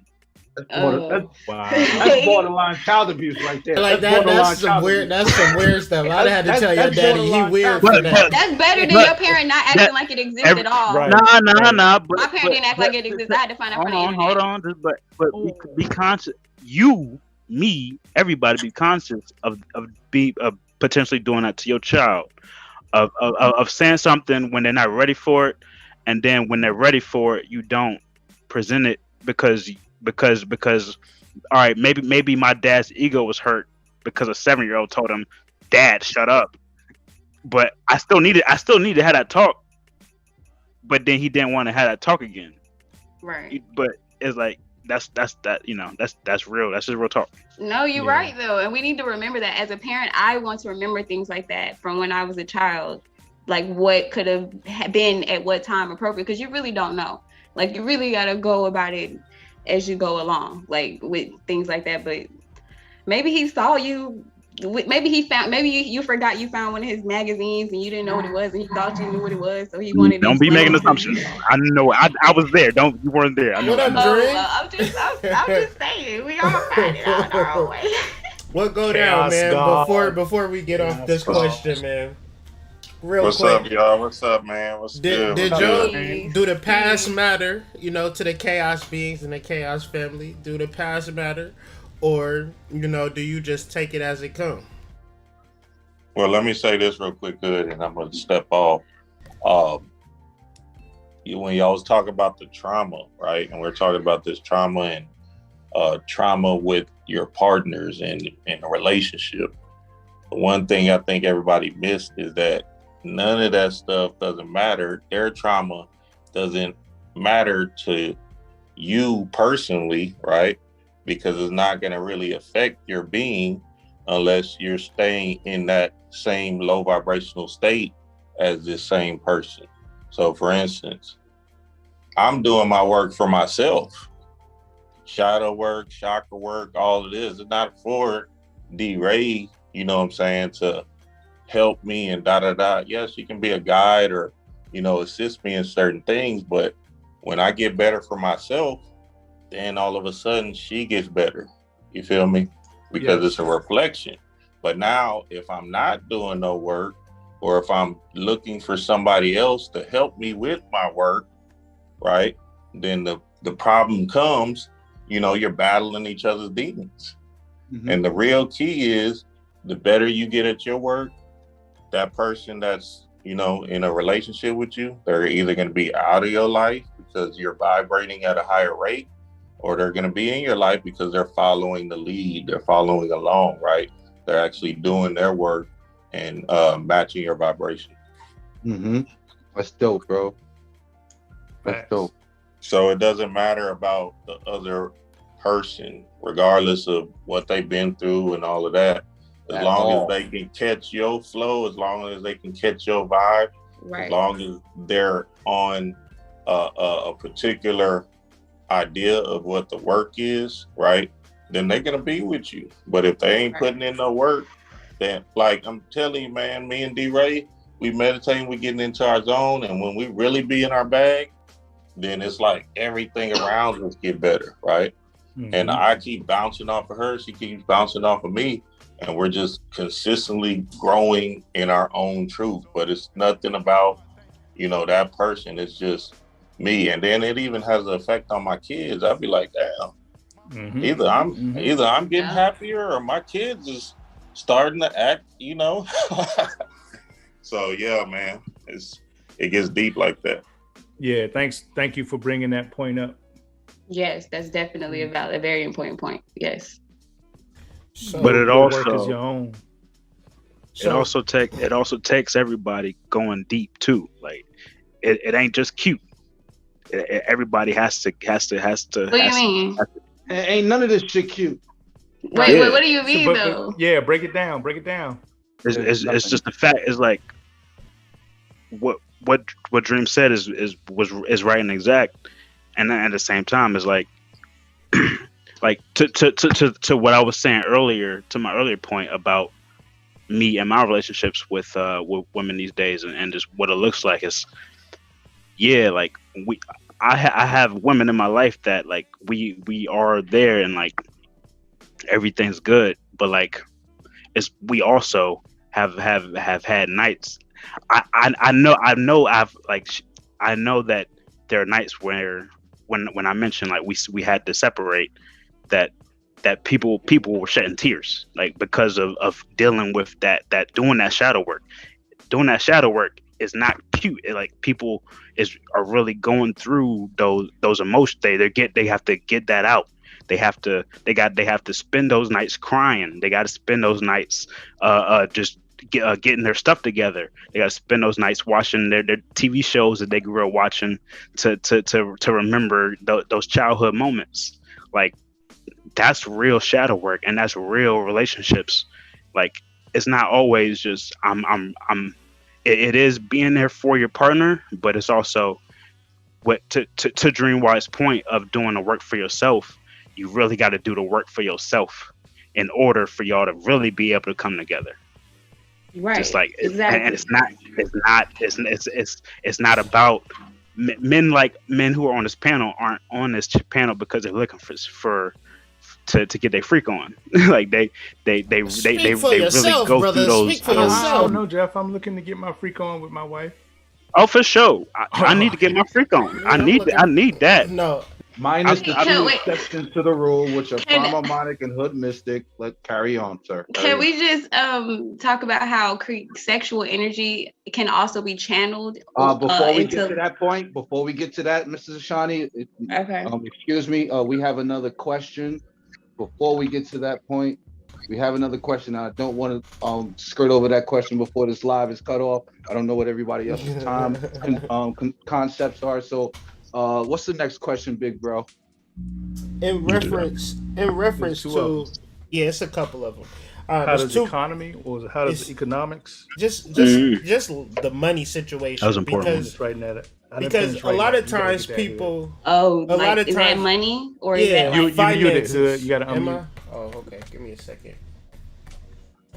So we're talking about a lot of different things, and before we go into the next question, I just want to say thanks to everybody for tapping in, who's watching, and the people on the panel, because in reference to having real relationships, I think as I'm listening to Jeff and I'm listening to Dream, what I heard are like spiritual things that are creating manifestations. And it's like one of the things that I heard from Bobby Hemmett was, if you got a problem with your wife, you got to go internal. You got a problem with your husband, you got to go internal and say, because you internalizing that trouble, right? You internalizing that trauma, you internalizing this whole matrix down here. So going back within yourself and manifesting perfection is kind of where we try to lead the collective to.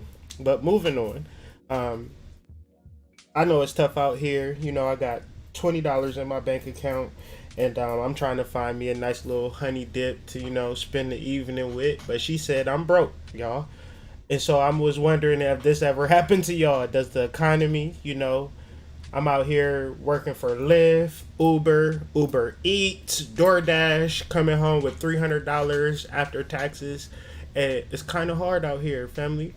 And I'm trying to do my spiritual thing, do my ashe, but the economy is tough. Has that affected your spiritual journey and your romantic relationships, not having your money together? Or are you just knocking stuff out the park? I don't know, because I ain't been on the scene for a while. But I just want to get y'all experience in the dating market and the dating scene now that, gas is $5 a gallon and our paychecks is now $10 an hour. So what's the situation looking like for y'all? I was gonna ask if Sigurd want to go first, but I don't think he do. I think we'll go later. All right. Damn, hold up. Economics, okay. First of all, yeah, everybody need a dollar. We all looking for a dollar, right? The dollar that mess relationships up. Like economics, like the situation, the current situation of economics is messing us relationships, families up. With all due respect, like I all right, like last year, I was working a not 2020. I'll say this: I was working a 9-to-5 job. I made the most money I ever made in my life, but I live in Washington D.C. First of all, them taxes in DC is ridiculous. They take everything they can. Plus, is if anybody who lives in a city, like it's not cheap. Like you pay rent, especially as a man, you gotta pay.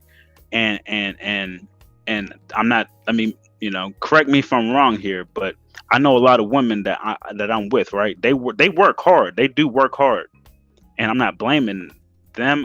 But at the same time, we all know women don't be making as much as men. I'm not trying to blame nobody for that. But one thing that I see so many times is I see that women are able to, in a sense, and men can too, but I'm speaking for me.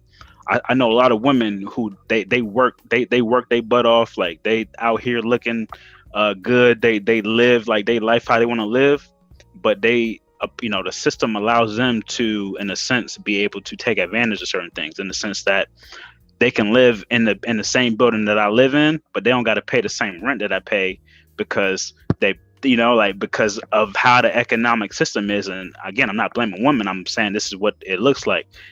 Because of the place they in, they get to do what they do and be able to make what they make, but they get to experience a lot of luxuries, while as a man who is working his tail off to be the what he assumes to be the man and be the breadwinner, he can't take advantage of those same opportunities from the system, but he gets taxed, and the man that ends up really working his butt off to make the most ends up for some reason like being the brokest, fam, the brokest. Do you know why that's good? That's a major reason why I do what I do, and I'm into what I'm into, because that's my real life. I really experienced that. I really made good money, but that money I ain't see it. Do you know why that's good though? You know why that's a beautiful thing? I feel like it's a beautiful thing. I'm not mad at it. I'm glad I witnessed it. But because if you was a dude and your mom said, "Here, Jeff, I'm gonna give you everything that you want. I'm gonna get you every day. We're gonna buy you a different pair of Jordans. You're gonna just be the flyest dude in the whole entire DC, Jeff. It's gonna be all about you, Jeff. You're the goddamn king of the world."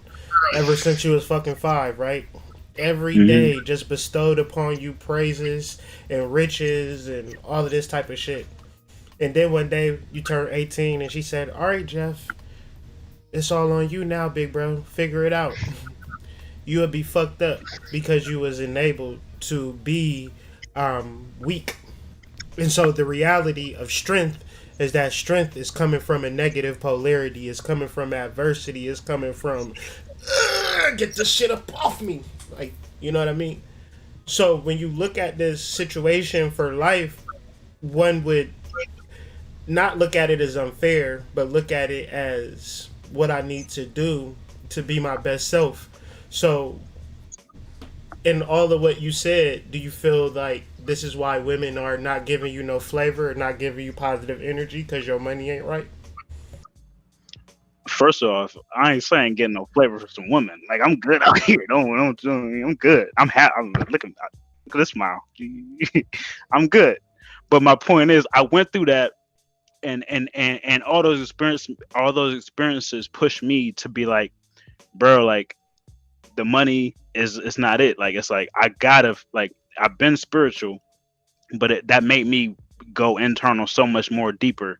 Be like, yeah, I knew that this external crap was trash. But to our earlier points, you have to experience that for yourself to be like, yeah, it's really like, you can make all the money. It ain't about the money. It's like, what can you do with your being for real? Like, and I'm like, to that, like, I'm blessed to have experienced that and to not care about that crap. I care about it. I want my money. Don't get it twisted. I want my money.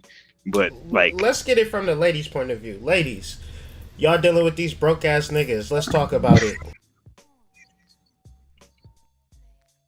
You can go ahead first, because I mean, I got a lot to say, but it don't matter. But since you asked, first of all, let's start with, I don't think you should be dating if you broke. I think you should be spending that time working on yourself.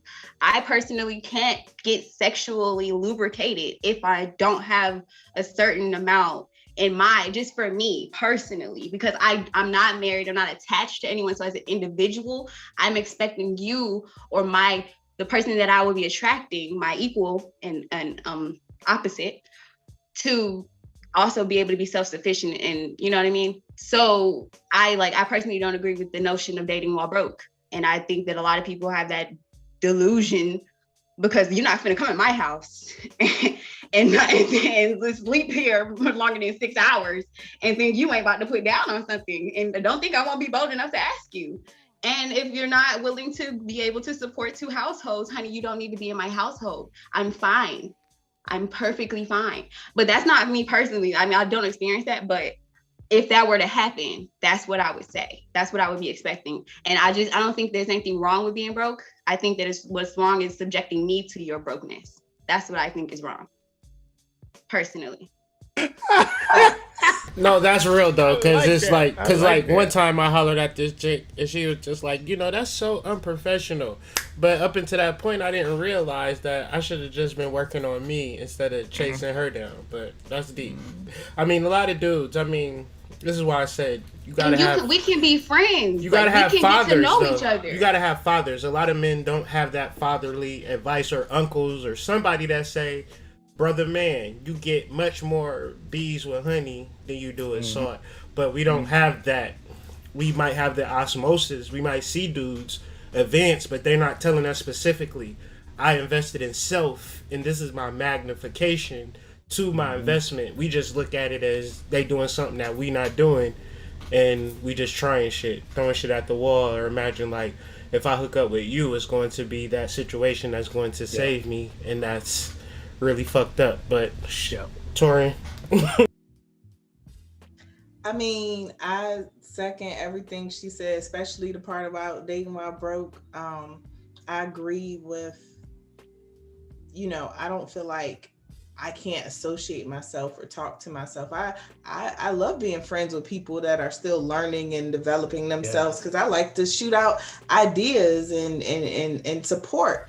But people, men hate the word expectations, but if you're trying to pursue me on that level, I feel like I'm gonna have expectations of what you can provide, and that's.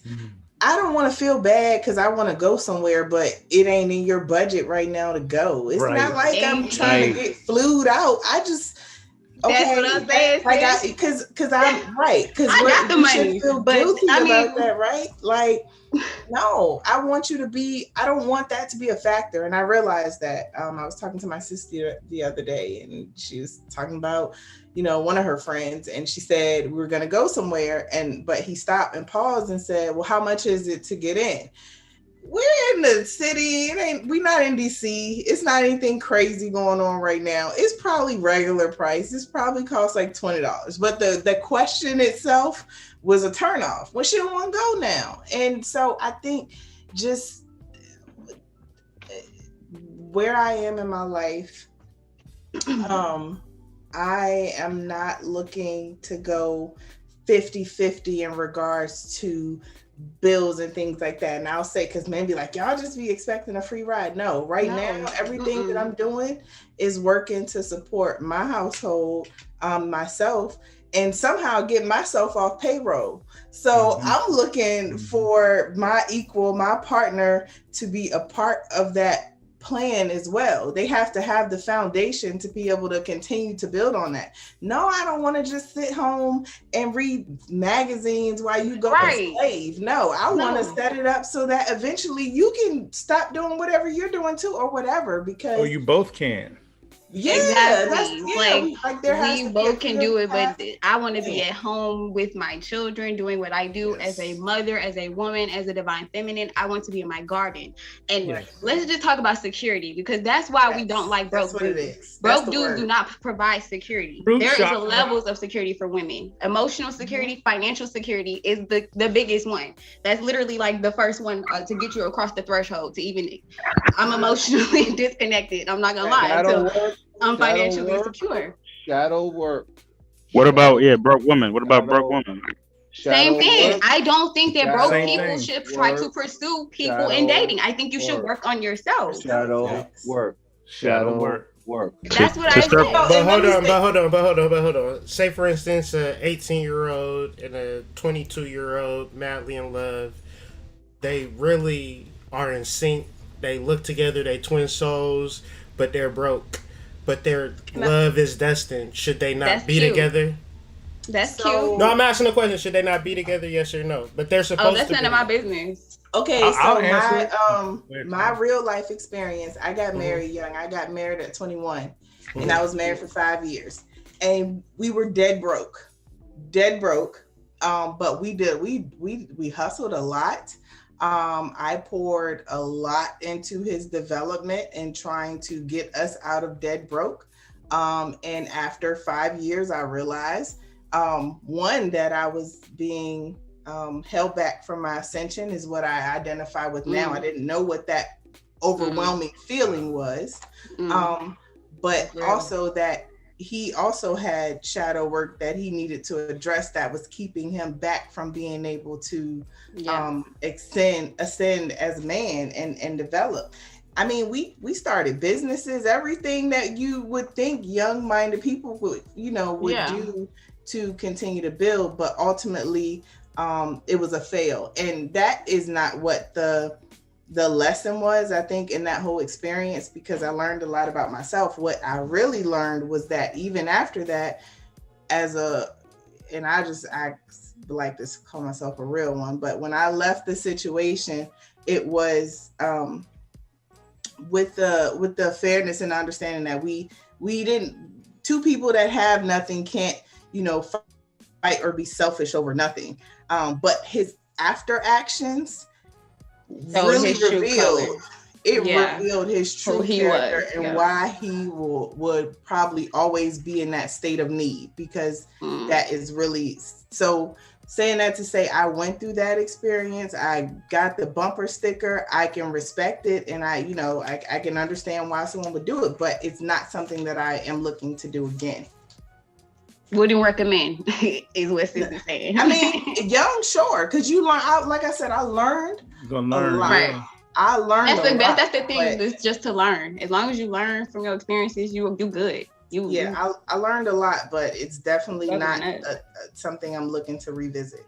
And it goes back to what Dreamwise said. If the two people are working on themselves, if they're actually doing their work, the shadow work, you know, the ascension work, then individually, right, not expecting the other to not codependency, independence, exactly. but independent, interdependence.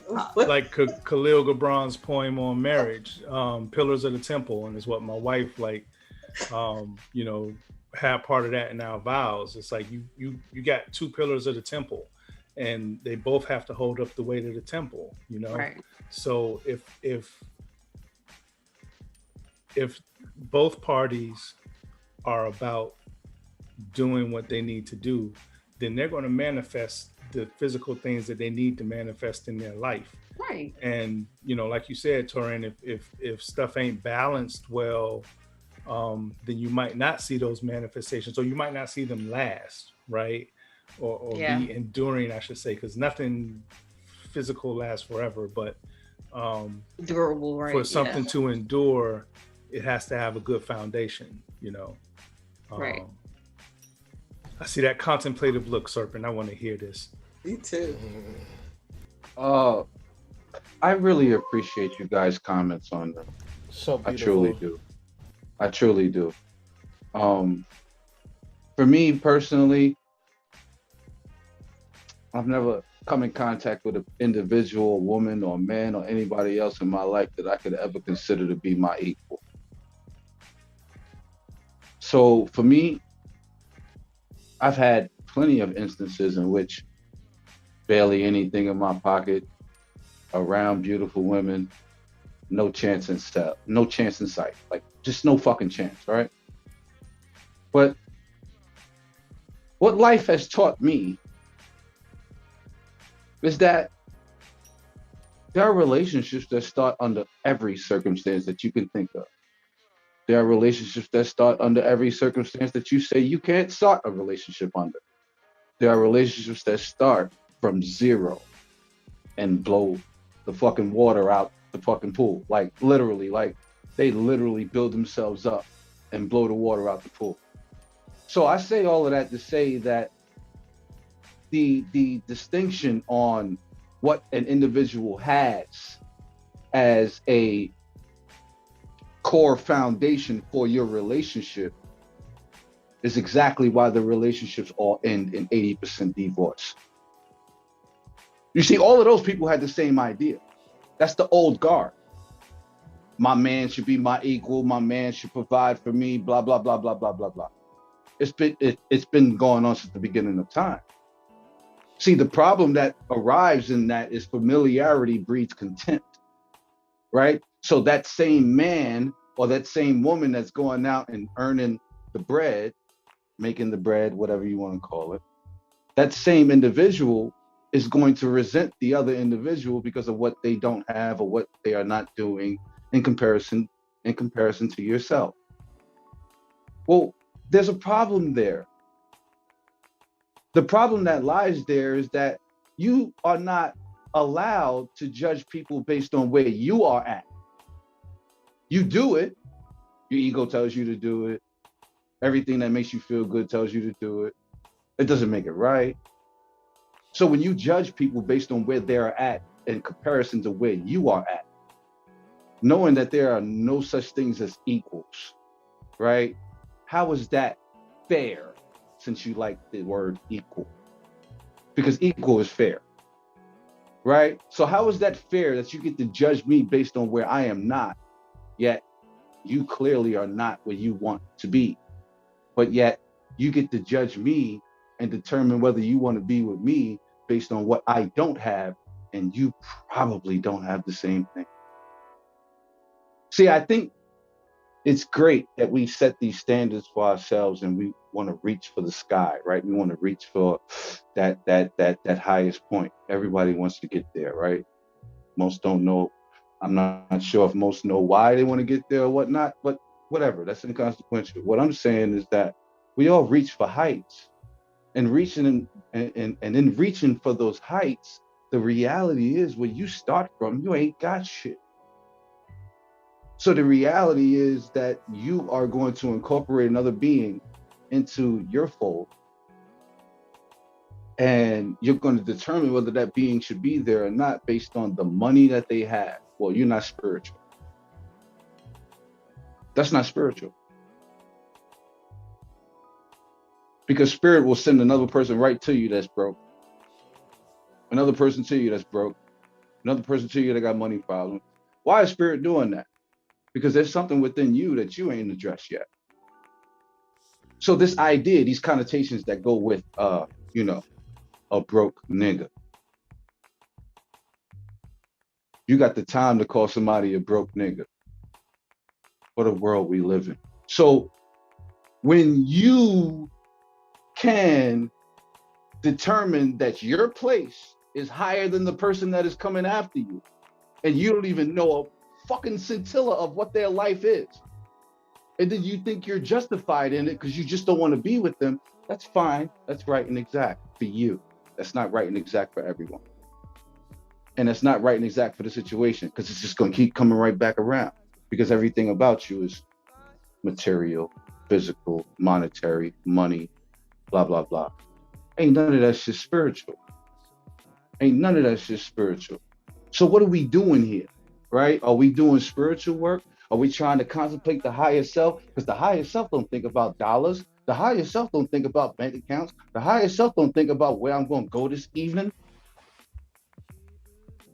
So which one is it? I like how people like to cherry pick when they want to be spiritual. I like how people like to cherry pick when they want to be divine, right? But here's the thing. You don't get to pick and choose. You either are or you aren't. Yeah, I got something to say to that. Like everybody was talking about when DMX died, right? Everybody was out here like champion DMX and all this. But the point is, like, do y'all really know what that man like lived for real? Like y'all people like this shit when he died. Did y'all really experience what he was doing when he was here? Like, Right. I saw a story of the fact, like first of all, like if you are a DMX fan and just know who he is, you know, like, he was going through problems. Why was he going through problems? Because he was a giver. He gave everything that he could. I saw a story somebody saying like his producer was Swiss Beats. Swiss Beats gave him like a $20,000 chain, and DMX is so crazy he's gonna go back to his neighborhood, and he gave a drug addict that chain. He just like somebody that he grew up with who was a drug addict. He was like, I love you. This doesn't mean nothing to me. He gave him a $20,000 chain. Like, it's like the people who give and give. I don't even know like what my end point is, but like the point is, it's like, what y'all looking for? Y'all keep looking for people who y'all is money and all this, but the people with the money that's not it. Like, those are the, like, y'all looking for hurt people. Y'all be looking for hurt people, trying to think that people with money is good. People with money be hurt bad. Y'all need to be making sure y'all looking for people who doing the work. And that should, like, as a man and as a woman, everybody should be making sure they looking for people who are doing that work, and except for that external stuff. I think the mistake is generally in the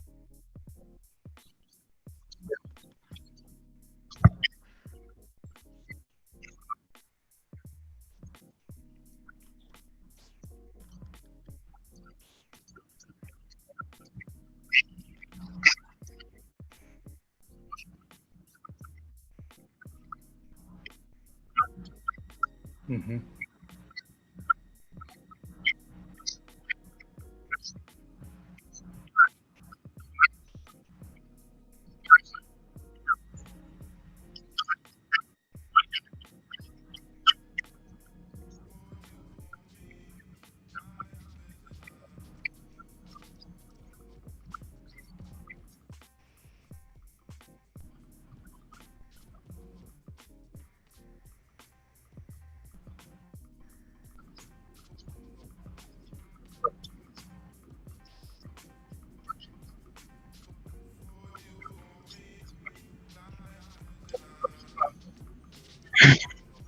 Mm-hmm. Mm-hmm. Mm-hmm. Mm-hmm. Mm-hmm.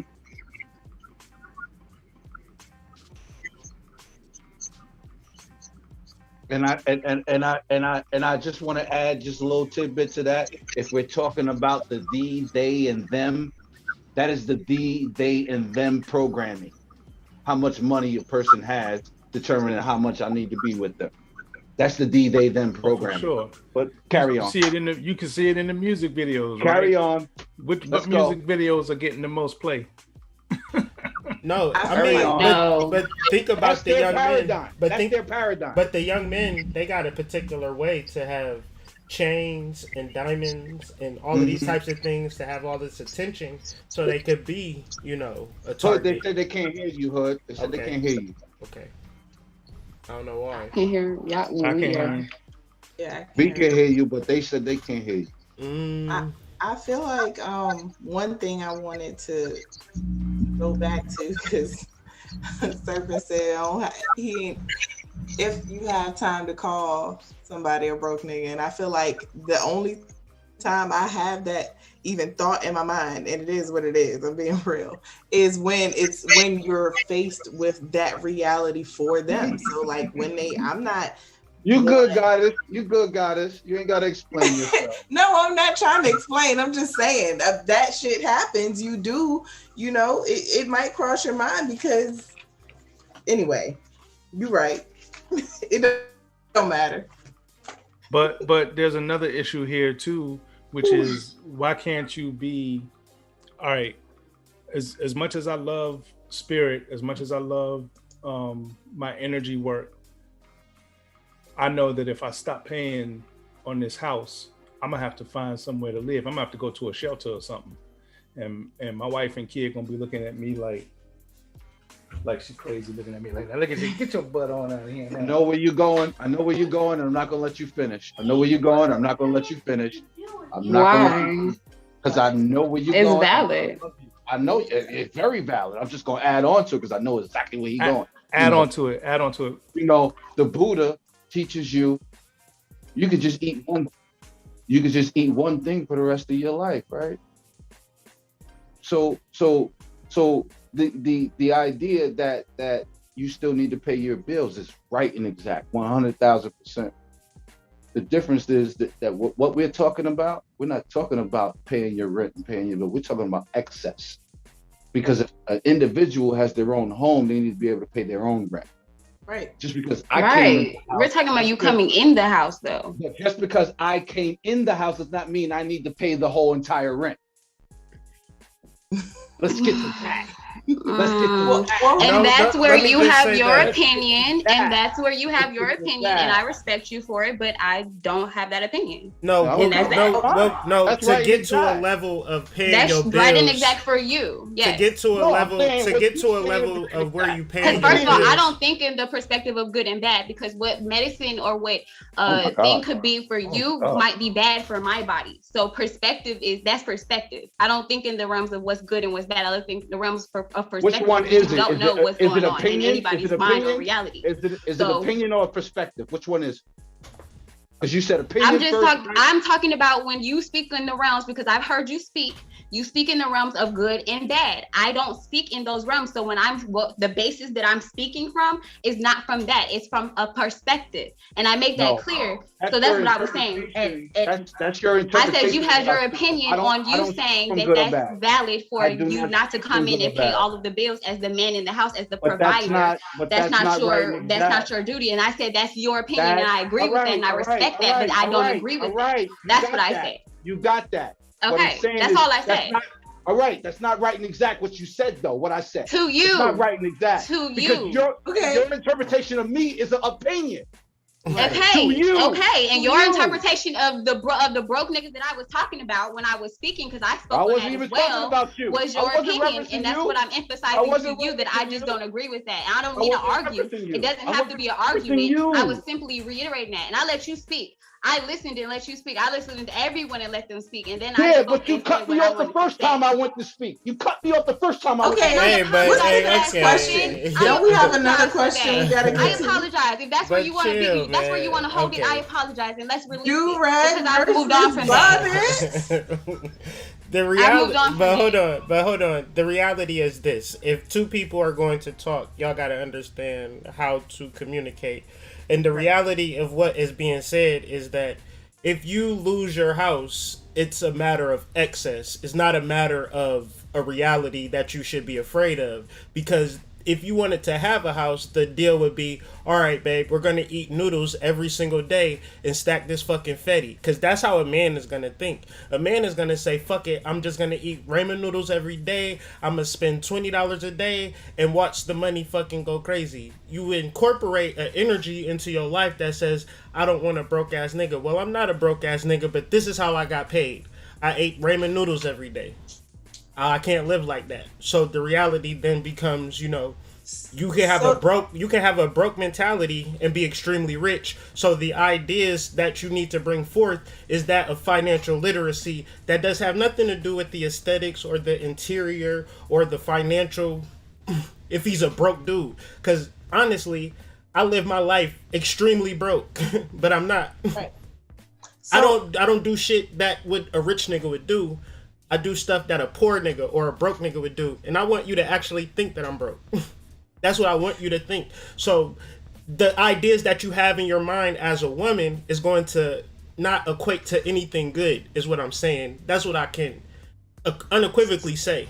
Because you're looking at the exterior, but the internal is where you want to find the treasure. But it's hard to get there. I did want to just circle back around to that, because that was the other point that I wanted to make in regards to looking at someone or their materialistics. It's not what they have, but it is their mentality on their ability to obtain. And because that is a test of how you see and understand your power. Perfect example. My cousin's husband bought her a Range Rover. It has his name on it. It's so cute. So that's him when she's riding in it. I said, oh, that'd be able to buy my girl a Range Rover. So, and automatically I was turned off. I'm not interested anymore, because you don't even understand your own abilities. And yes, you're limited. I come to help you realize that, but that's an uphill battle that where I am in my life right now, I may not choose to want to climb. And it's not to say I don't have that to pour into, but I really, when I speak on wanting equal, I really want somebody that is at least on the same understanding as I am right now, so that we can continue to grow and develop together mentally, spiritually, emotionally, financially, all of those things. Motivated. Yes. Exactly. Yeah. It's a mindset. Like Hood said, it's definitely a type of mindset. And that's all it is. And you can hear that from the way that people answer questions, or men that approach you answer questions. Because that's what happens with me. They approach. It's not that I go out and look, because that's not feminine. I want a masculine that's going to come and do what he's supposed to do. Is there another question? There definitely is. And this is the last question. This is more centered on Prime trying to sprinkle us and lead us into a meditative lifestyle, but we too ratchet out here. We like thotty patatis and and Moscatos after dark and things of that nature. So we just need to get in tune. So I really want everybody on the chat, things that work for you personally. For anybody who might be listening to this, who is like, this was some tea, but at the end of the day, I need to tune in. So what would y'all have for practical tips, meditating, grounding, or to connect to your divine source? So however y'all want to answer this. I specifically would like Prime to answer this, but I don't know if you want to go last or first, so I'll let him decide. I think I want to go last on this one. I agree.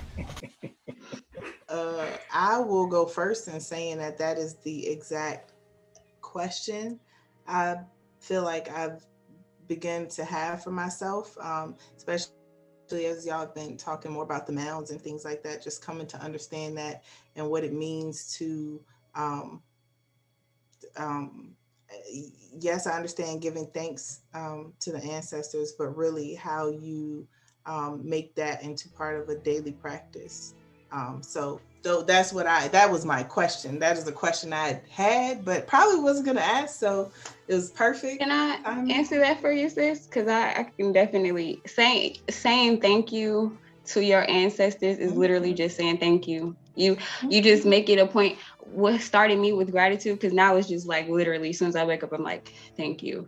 It's you right now. You think about what you're grateful for, like the basic things. I'm grateful for my home. I'm grateful for this. I'm grateful for that. And then you just continue that. Now, if you have to put a reminder to yourself that say thank you, that's fine. But it literally takes 21 days to make a habit. So you do it a month, do it every day for a month, even if it's once a day.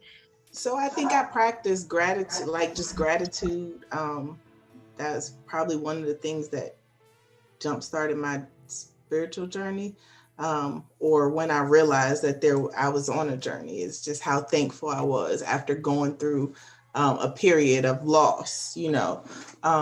Yes. And so I practice gratitude, and I do say thank you, but I going deeper or other things beyond that. So like leaving altars and things like that, and like candles, and if you feel called to a certain ancestor, I'm sorry.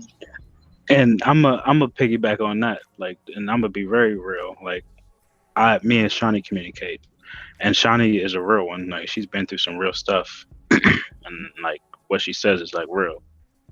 But it's like to that point of what just happened right there, of anybody trying to be like, I have the answer for what you need to do to No, I was handle giving tips on how you on different ways to connect, because it's really simple. It's as simple as you closing your mind's eye and just listening to the messages, because really they are you have your own guides, you have your own spirits, and then you have your ancestors of your bloodline. And to get deeper into that, I just give different tidbits. So you could go through a photo album and maybe see what connects, or you could maybe even just read about like a biography of your family, or even just meditate and call to whatever is calling, or whoever is around you to help you, because they will allow themselves to be known if you are open to them. That's another thing too. People don't realize your ancestors or whatever spirit guides that you're working with, they need permission to be open to be able to communicate with you, because they could be communicating with you by throwing that book on the floor, but you so darn scared, or you don't realize what's going on. You like, oh, it ain't nothing happening. But it's not like that. So you can't, I don't want you to think so concise about what you're expecting, because it's really just a relationship, and it grows like anything to the point where you just know, like a bird will fly by and you be like, yup, you know what, I already know what I need to do. You know, or you have a dream, like a very vivid dream, and then somebody says something, like it's just different things. Just pay attention. So the point is to just be aware, but it can come from anything. And I just want to make sure that you don't just think that, because I went through my beginning of my spiritual journey thinking I had to do things a certain way, and it's your way. It's how right. Connecting. If you feel connected during this, doing that, that's how you connect. If music helps you connect, you know, whatever, that's how you connect. So that's what I was saying. I wasn't gonna say, oh, how you should do this, you should do that. But if you were looking to go deeper, like you said, because you said like an altar and things of that nature, yes, put a picture up, put a candle. It can be as simple as a white candle. You can start out. That's the universal color for everything. And just, you know, the candle is a light. It's like they can. It's almost as if they are able to. I don't know. See, I like different cultures. So in Mexican culture, they call it a ofrenda, and they put it on there on the Diez Muertes to allow their ancestors to cross over and see their light where their picture is, because their picture is your energy, and they are able to connect that way for that day and be with them, and like they know that they're there, you know. So it's literally the same thing. It's the same way. And that light, they like you call their name, you put that picture up, you really, you know, or even just feel for them. And especially if they're like an immediate family member that passed on, you would know. You think of them, you feel, you know, they might give you little tidbits, go with those nudges. Trust it, trust yourself. That's really about what it is. It's trusting yourself and knowing what you're receiving is right and true, because it's really about you. That's what I want to say. Thank you. You're welcome.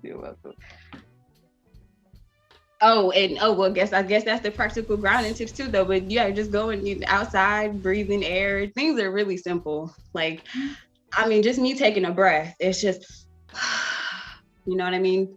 I have 2 toddlers, so taking breaths is like what I do all day long. You know, it really helps to clear the mind of like excess, because naturally we can get aggressive. Naturally, our energies can get pent up. Naturally, we have to make sure we take an account into ourselves as well, checking in with ourselves. If you don't feel like you have the emotional energy to deal with your family members, say no, I won't go, and respect yourself. Like literally, that's respecting yourself. Saying this is not gonna go right. But let me stop talking because I got visitors. What were you saying, Jeff? No, not because of the room. Where was I? Yeah. Practical tips. Yeah. All right, my fault. So sorry. Like, but to the point, like, Johnny does have great tips, but at the same time, it's like, when are we gonna like relax and like, I don't. That was a lot. Just say it, man. Just say it. Yeah, like y'all just saw that. Like I trying to showcase what we have to. Me too. We have to learn when to relax and let other people showcase like what they can share, and not overtalk people. Like, let's be honest. Like, I had something to say, and homegirl just went off for I don't even know how long that was. And she what she said wasn't necessarily wrong, but it's like, what difference does it make what you saying? Torrin, let me not say what you wanted from that, but I feel like you were asking a question, and with all due respect, I feel like she just kind of took over right there and didn't give everybody the space to be like to give off like their real opinion. I got to be conscious of making sure I provide people the space to do that, but we all got to make sure we being conscious of doing that and not really just trying to talk because we feel like we supposed to, because we think we have something to say, and really listen to what the question was and really make sure that we're answering the right question. I'm gonna shut up after that. Shout out to the chat too, because they're communicating about our communication too. Big homie, could you repeat the question, please? Because I had to use the bathroom. I do apologize. Mm-hmm. And we gonna go. This is our last question, and just wanted to hopefully start out externally, bring ourselves into ourselves, and understand that we are the sole creators of our reality, not broke ass niggas, not hoe ass girls or things of that nature, but just us in our reality, our perception. Now, to get to that level, do you have any practical tips for meditating and grounding and connecting to your divine source unequivocally, or you still out here trying to find a tatalicious? Nah, absolutely. Grounding for me starts in nature, but if you don't have the opportunity to do it in nature, maybe you live in Alaska, grounding just starts on the floor. Like, just start on the floor. Like, I start on the floor, and then everything else just doesn't exist. Like, this is my time. So I sit on the floor and I count my breaths. And once I get to a point that I lose my track of the number of breaths that I'm counting, and then I just let myself go. Like, it's all of this rigmarole, all of this, extras, all of this stuff is the problem as to why people don't meditate, because they go into meditation thinking about all of this stuff that they think they need to do. They go into meditation thinking about all of this stuff that they think that they want to obtain from meditation. Some people think that they could just close their eyes and just wish for a few minutes and they're going to get everything. All right. Don't work. So the reality is that you can't do this thing until you are still. And my big bro said it like 3-4 days ago. I'm not sure the exact date, but you are meditation. And so the reality is, if you cannot meditate, then you are not who you're supposed to be. That's just the reality. Like, all of this other extra shit, like, you don't need to do anything that you don't know how to do. Meditation is talking to your soul. It's your communication with your soul. It ain't got nothing to do with nobody else's rites and rituals and beliefs and understand. None of it. Meditation is yours. It is who you are. It is what you are. So the reality is, until you are ready to come to terms with whom and what you are, meditation is a moot point. Just like all of this other spiritual stuff is a moot point. You got to be able to come to terms with whom and what you are. None of this intellectual stuff goes into meditation. None of this rites and ritual stuff. Well, I got to do this first. I got to put this here. I got to light this candle over here. I got to open this window. None of that stuff matters. None of it matters. Can you expand on that? How does one come to terms with who they are?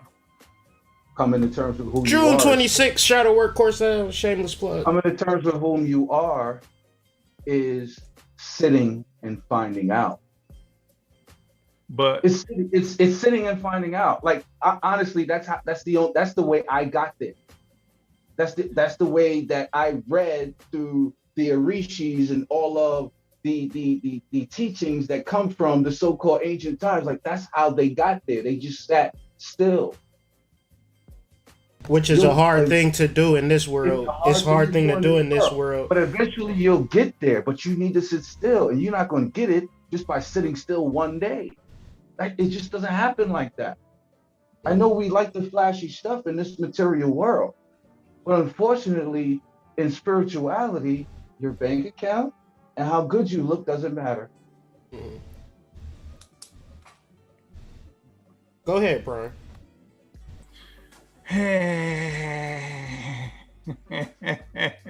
Why do we always make it so hard? Let them have it, Prom. Let them have it. First and foremost, the human body is the result of millions of years of life on the planet culminating into what we are now. Like some people say 3.8 billion years of life on planet Earth, right? Every little organism that was born that contributed to what the ocean became and what the trees became and flowers and insects contributed to our life form. There's a lot of information in our bodies alone, right? And I think when we throw the word spirit out there, a lot of people get scared because it's unseen to some. Some people don't understand what that means, right? But we're losing fact. We're losing view. Let me not say it's fact. Let me say it another way, because there's some people that would disagree with me. So I'm going to say it from a physics point of view. Material reality does not coalesce into matter without your focusing on it, period.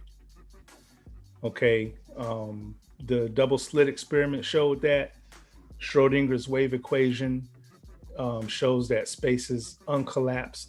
And when you try to measure it, look at it, observe it, that's when it collapses into your physical reality. So your body is because you have focused yourself into physical being. So just starting from there, first and foremost, let's just start with the body. And I'm going to say, body, emotion, mental, and then spiritual. So from the body, when I hear people say they can't meditate, no disrespect to anybody if anybody said that, right? But when I hear people say they can't meditate, it pisses me off, because I've sat in movie theaters where people will be watching a movie and they'll be sitting there for hours, okay? Mouth dry. Right, mouth all dry from all that popcorn, in a trance, right? Thank you.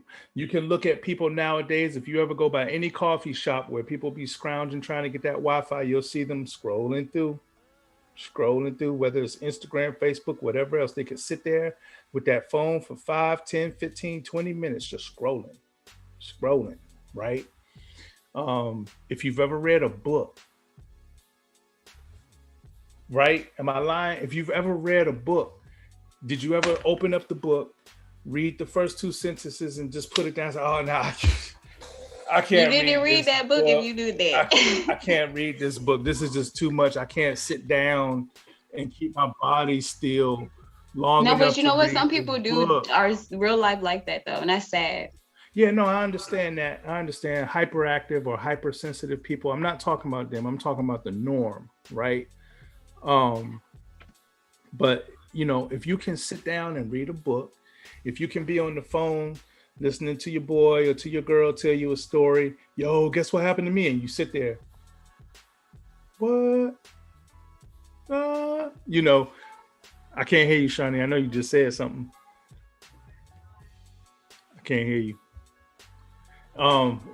If you could sit and you can listen to somebody in their conversation, if you can watch a television program, if you can watch a movie, if you can drive and your ass sitting at a traffic light that's red and you staring at it, waiting for it to turn green, and it take about 2 minutes.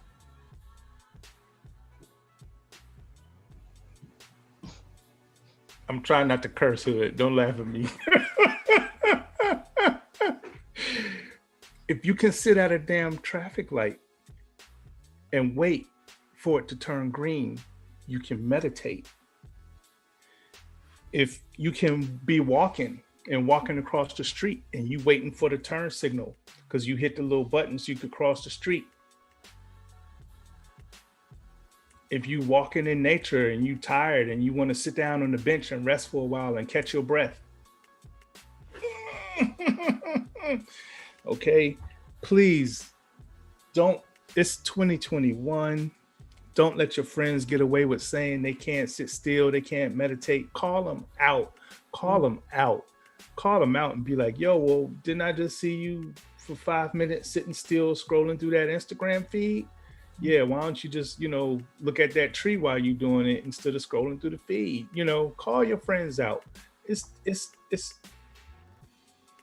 We are at a time where it is important. So on the physical level, if you can sit still, here's the immediate benefit.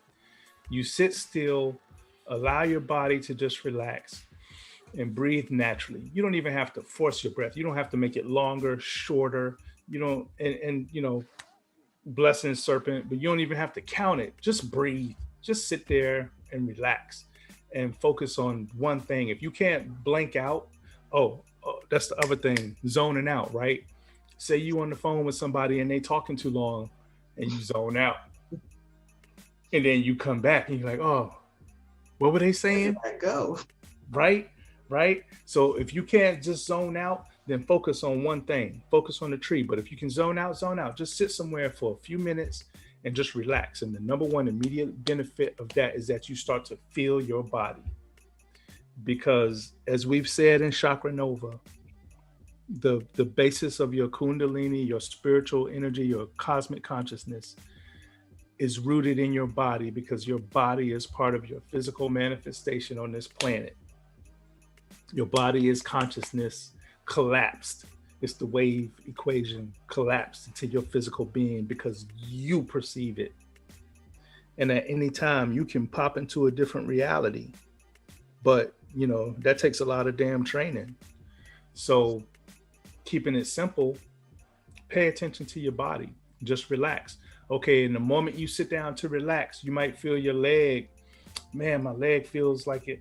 I don't want it in this position, right? Then move it to a comfortable position and keep doing that. Micro move to relax. And eventually you'll start to learn to relax your whole body. But like Shawnee said, like Torrin said, like Jeff said, like Serpent said, and like Hood said, it's practice. It's practice. You gotta do it. So if you're worried about not having time, just think about those examples I gave and how simple those examples are, to just sit still and try and relax your feet, relax your hands, and just breathe. At a traffic light, when you're walking, chilling, movie, book reading, all that stuff. emotionally, what will happen is once you start to get in tune with your physical body, you'll start to feel your chi, what we call your chi, your energy, or your Kundalini from the root chakra. And then you start to understand your energy emanations, what we would call emotions, right? And that's what Serpent was talking about. That's why I was trying to get him to break down some more. When you come to terms with yourself, right? You're in a place where you're physically comfortable, and then you start feeling your emotions. Oh, I got to do this, but nah, I don't want to do that right now because so-and-so owe me money, or so-and-so treated me bad. Or why do I think they treated me bad? When you start self-examining your feelings and your emotions, that's coming to terms with yourself, right? And then mentally is when you having that discussion, when you talking with yourself, when you catch that emotion, and say, why am I mad? Why am I triggered? Why am I hollering at this person? Why am I trying to run so-and-so down? Why am I running away from so-and-so? When you catch yourself and find these things, it's what the Taoists call the mind questioning the mind. And as you do that, as you practice that, you get better and better. And it's just so many people looking for this microwave enlightenment, this magic portal that you all of a sudden walk through. You ain't got no more problems. You ain't poor no more. Your mate is this or your mate is that. Your ride looks like this and we floating on clouds. No. That takes practice. You can jump realities, but you ain't damn jumping realities till you come to terms with yourself. You ain't jumping realities until you come to terms with your energy, your mental, your emotional. When you want to talk about real magicians, like real magic, where, you know, people can project chi outside of their bodies and make things happen, or, you know, shamans that can converse with your ancestors or animals on the planet, you know, and effortlessly, right? It's not because they didn't practice, they came to terms with themselves. So all I'm saying is, do it. Do something. The next time you got 1 minute, you got a choice. You know? Yeah. So. We needed that, Brian. We needed that. And I just would say to the people, just to add to it, like, you might be struggling with your relationships. You might be struggling with you might be struggling with your money. You might be struggling with your appearance. But what if I was to tell you that the solution wasn't everything that Prime was just laying out, but you didn't understand that that was your actual solution? You thought that going after the girl, getting the money, doing all this aesthetic shit was going to save you.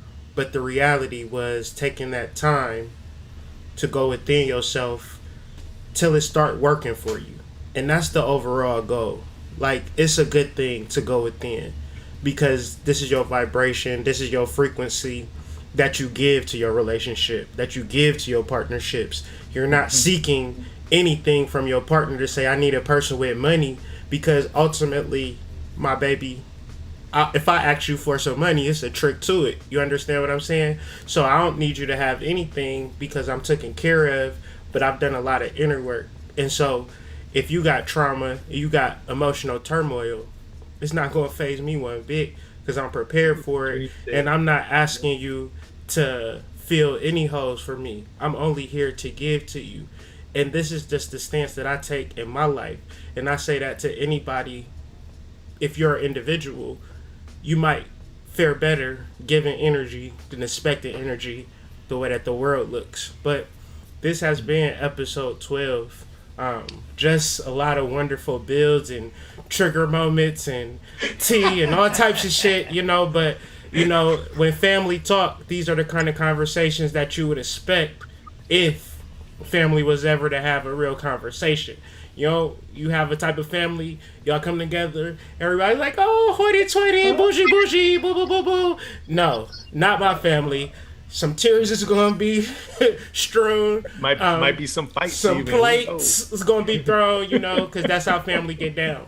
Before we get off this podcast, though, I would like for everybody to share their social media, so hopefully we can make even further connections. Okay. All right. When the girls go, ladies go first. I'll go first. My Instagram is Torn Shanae. It's spelled just like it's spelled right there, without the space. Yeah.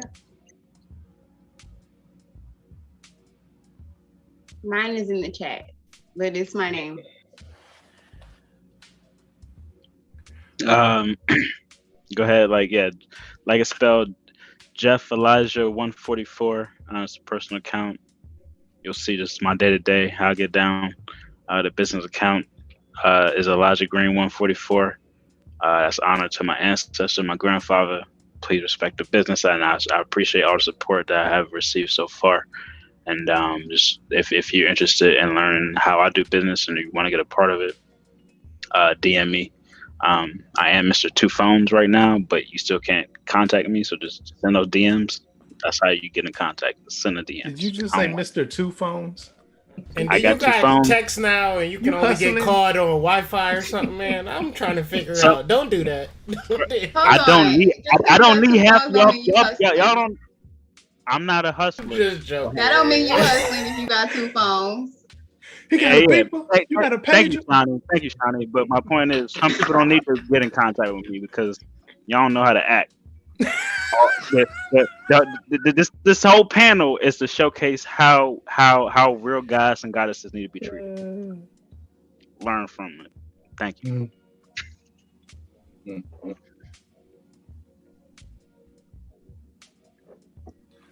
Serpent, you zoned out. I'm sorry. I talked him to death.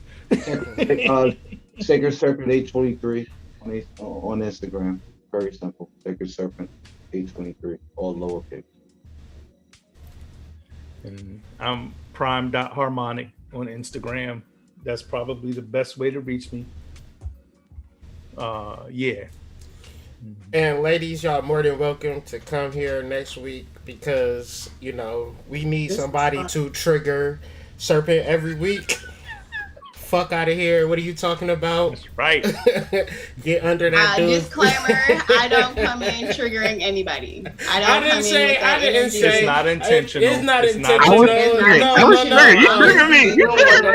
I'm just going to be me regardless. I'm just going to let y'all know that. No. Get these young men riled up, sis. That's how I feel about the whole shit. We're joking. Just Get them riled up. And be you and express your truth. Yeah, be you.